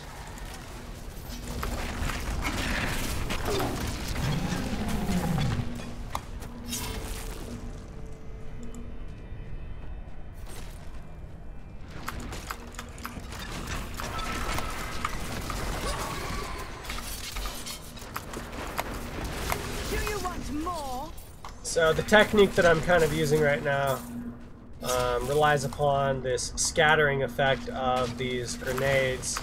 The belt that I have on gives a chance for there to be another bounce, up to 5 bounces, and if it reaches 5 bounces, then it does 500% weapon damage increased. And then also I'm relying upon leading people into my traps, pretty much. And then upon them being stunned by my traps, I'm placing down these spike traps. And then I engage these spike traps through a specific attack. And then just that whole sequence of events really kind of crashes down upon anybody that's kind of pursuing me. Oh, you'll see right here, boom.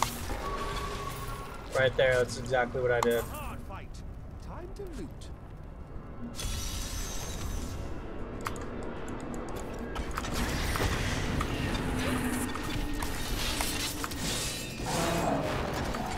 Sweet revenge.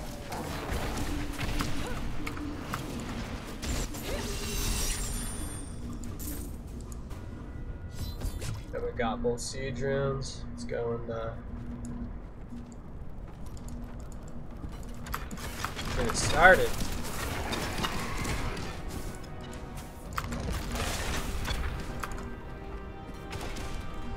These angels ever clean up after their battles? Yeah, I expect this sort of thing from demons, but seriously.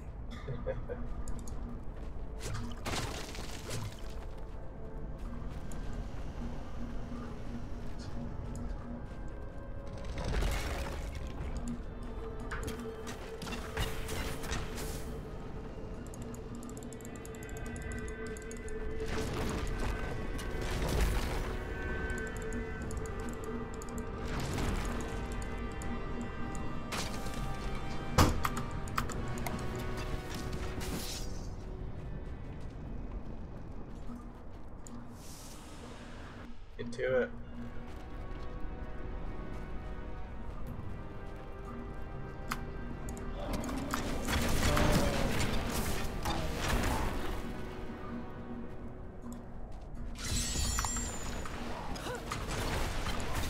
Get away from the wrath!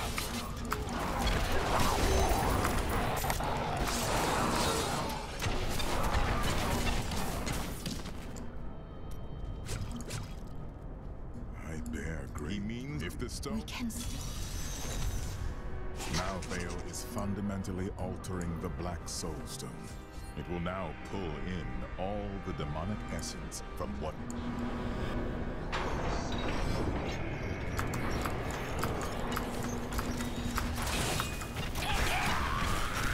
Tyrael has told me that the Winged Assassins were once the Sages of Wisdom. In return for their vow of eternal silence, they were free to roam Malthael's pools of wisdom in the high heavens. Over the millennia, they learned nearly everything about the past, the present, and even part of what would come. But could they have foreseen their dark fates? That I do not know. Attack the hooks!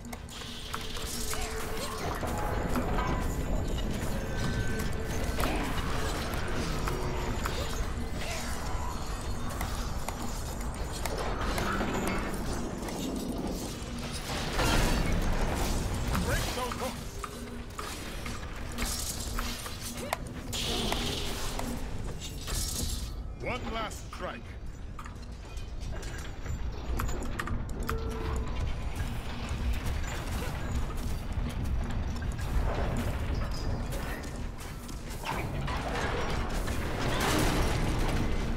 The gates are down.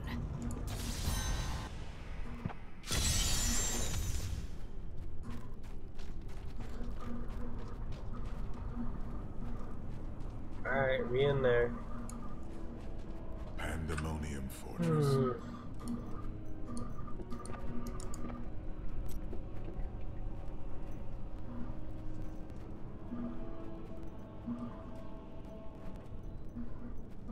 Stun or 2 additional grenades. I wonder if the effect is applied to those 2 additional grenades as well, because if so, then that can do massive amounts of damage.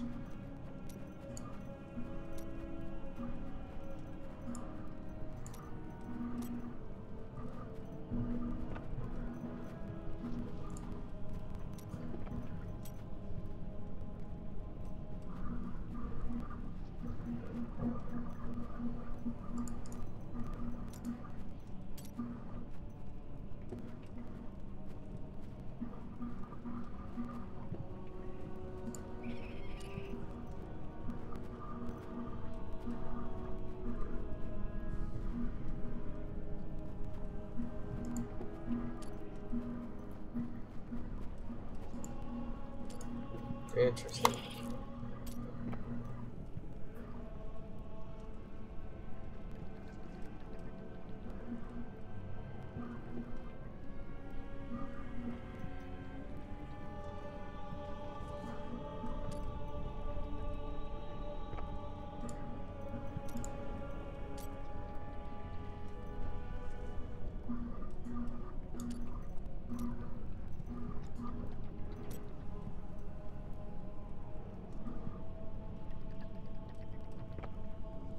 That's pointless.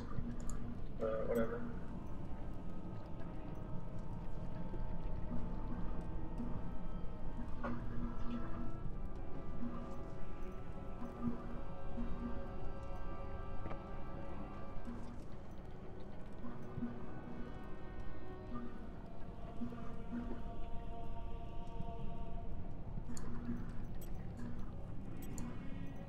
I was caught stealing once.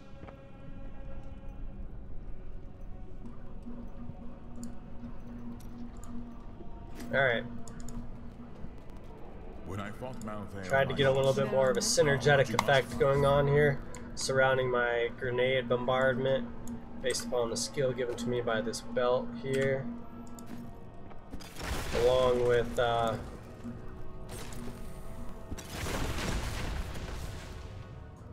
Do you recognize me? some new skills that I've gained over the last little while from the levels that I've accrued.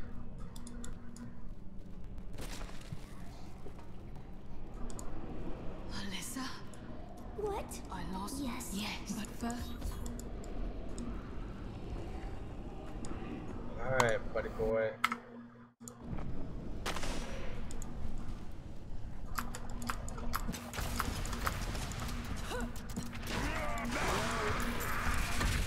These monsters were once the most notorious and reviled criminals in Westmarch, drawn up from the deepest, darkest cells of the city's prisons. Each was worse than the last. Heartless murderers who had butchered countless men, women, and children. In death, Malthael birthed them in forms that matched their twisted, callous souls, creating perfect instruments of slaughter. The executioners have earned their name.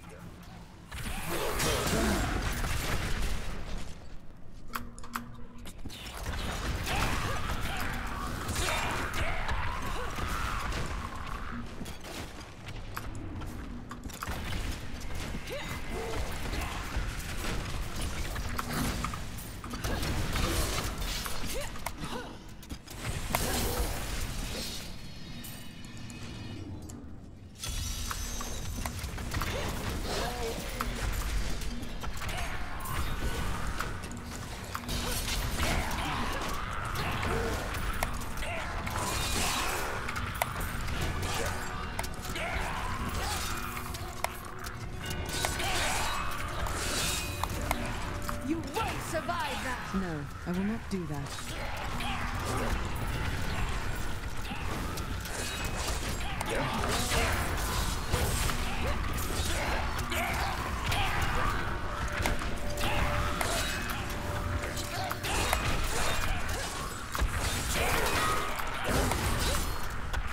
Feel my wrath!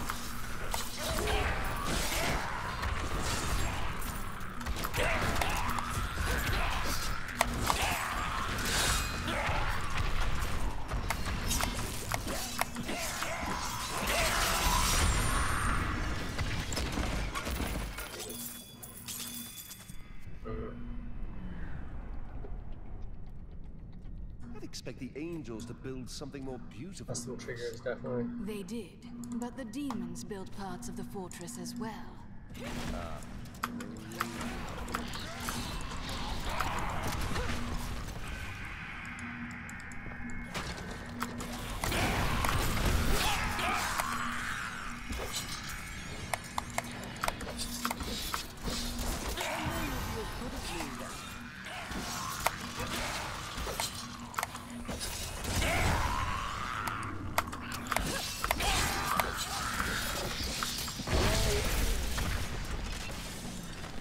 They call me a hero.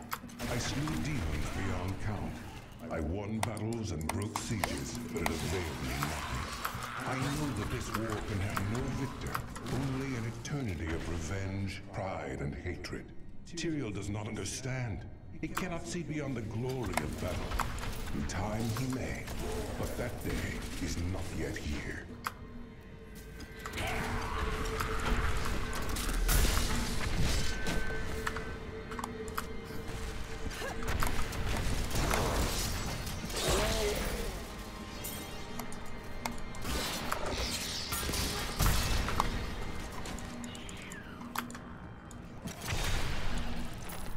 There must be others who seek a way out of the endless strife. Angels and demons who feel enslaved by our fate. I can't be unique in all of creation. I know my path. I will find those disillusioned of the war and lead them. Do you want more?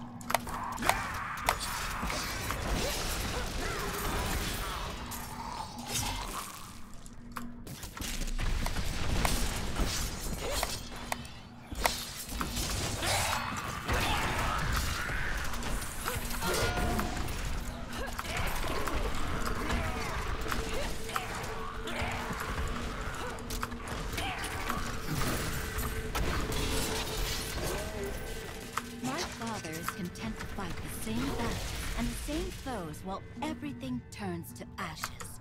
Those victories might last a day, or a year, or 100 years.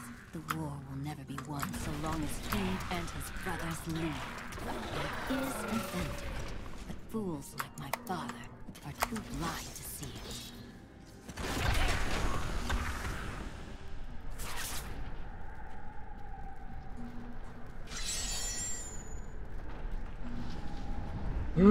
Here we go. To Death's Lair.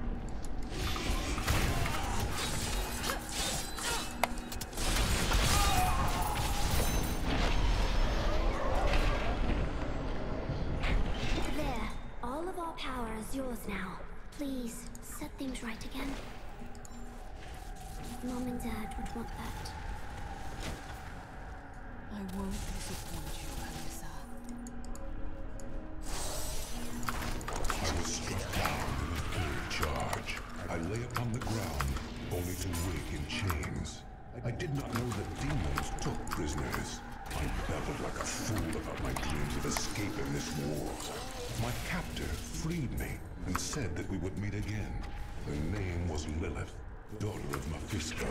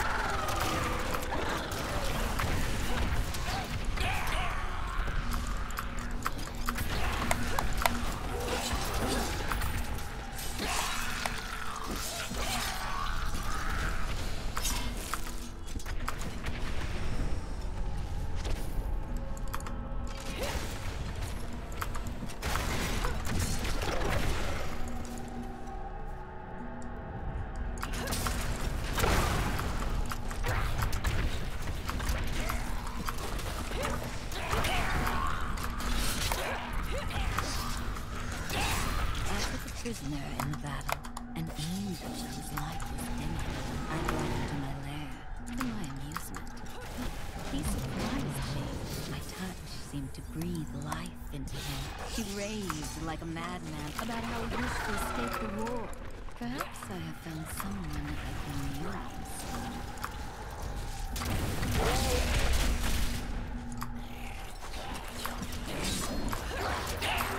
Your fear betrays you!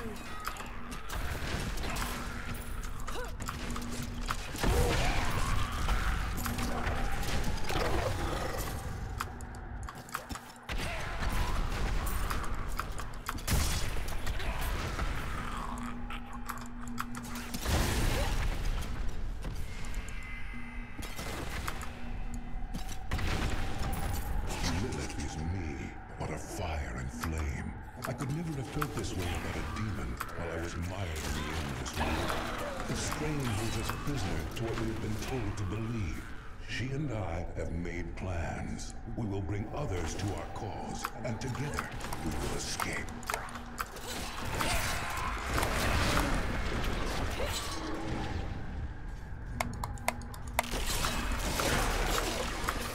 Well, this whole story that's being told right now is just really representative for how so many people view and perceive life. They think of it as this war, this conflict, but you know what? It's like, at the end of the day, it's just like the only sense of controversy that you really need to, I guess, concern yourself with is your immediate surroundings. I heard a sound and did not know what it was. I sought wisdom in the chalice, but there was none. The sounds called to me, and I knew them. Human souls. So anyways, you know, we can create this truly extravagant experience of life if we just immerse ourselves in extravagant experiences. You know, and rather than look at all of the angel I captured, Inarius, is in love with me. I can feel the intensity of his desire. I told him that we must liberate the World Stone, and then we can be together. We will create something never imagined by those mired in eternal conflict. A new world. You know, in a sense, you create the environment around you and come to some understanding that the representation as to the world through all of these social outlets may in fact be very skewed and biased in regards to what life truly can be for you.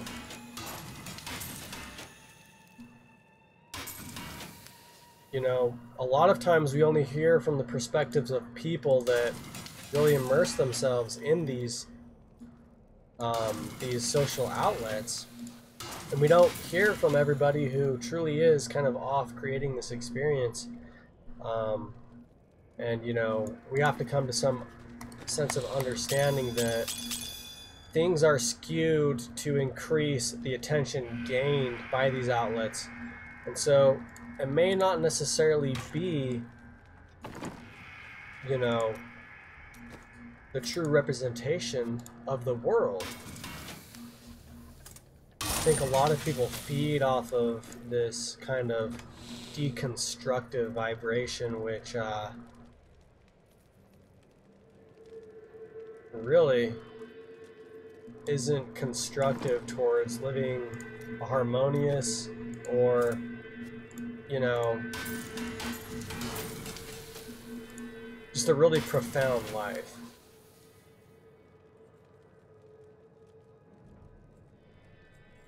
It generates 677 life per second. It's a huge amount of recovery.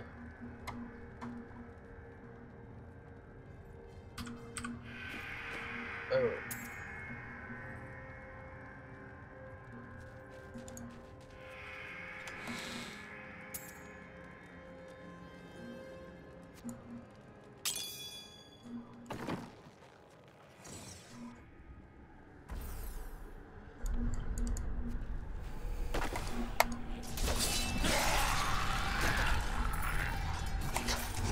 Myself to Sanctuary, where humans dwell, but the souls did not call me from that place.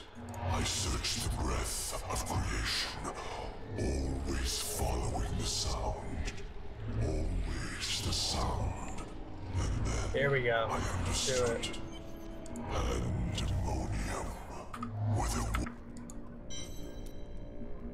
bring it on, big boy.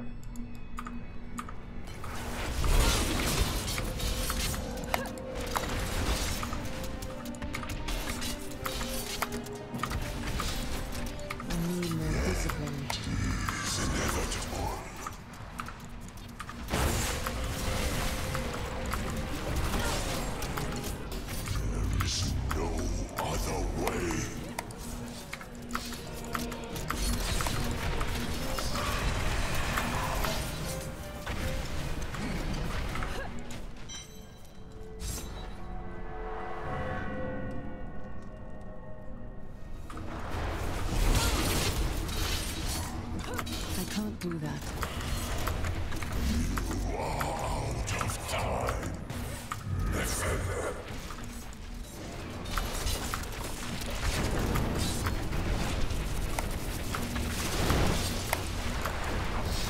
Jesus, out of time.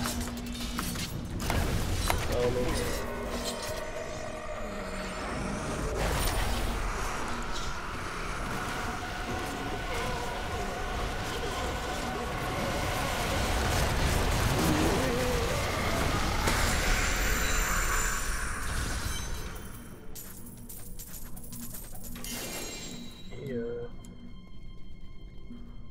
Now we get this real refreshing music, this mood. It just sets the whole scene here appropriately before us now. Ooh, just the sadness, the solemnness captured within the violin. And a little concerto behind it all. Just coalescing into this really extravagant situation where we discover humanity, our aspects of the angelic and the demonic within all things, fervor and madness into greatness. Where is the Black Soulstone? Malthael destroyed it and consumed Diablo's soul. Then Malthael's death will have released Diablo. He is free.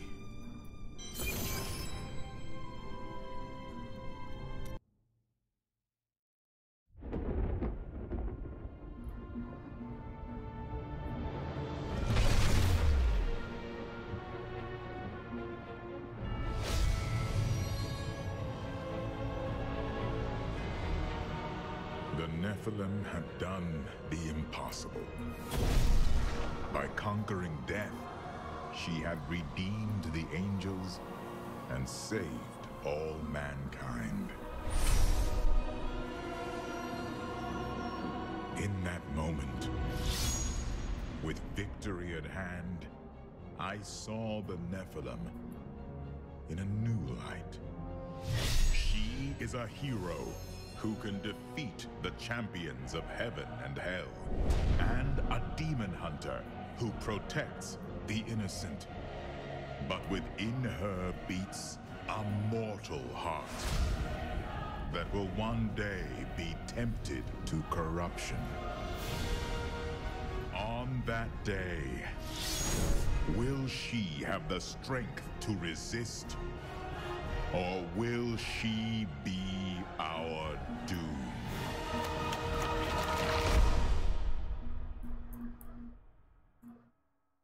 Anyways, there you have it. Diablo 3 in a nutshell. Defeated Diablo 3. More challenges. And rewards await you in adventure mode, which is where we're going, everybody. We're about to go on an adventure.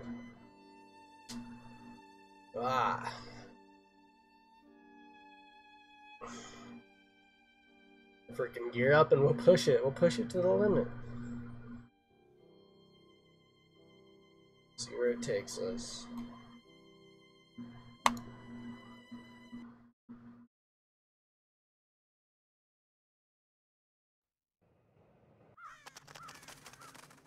Alright, y'all. Well, that's it for today's stream.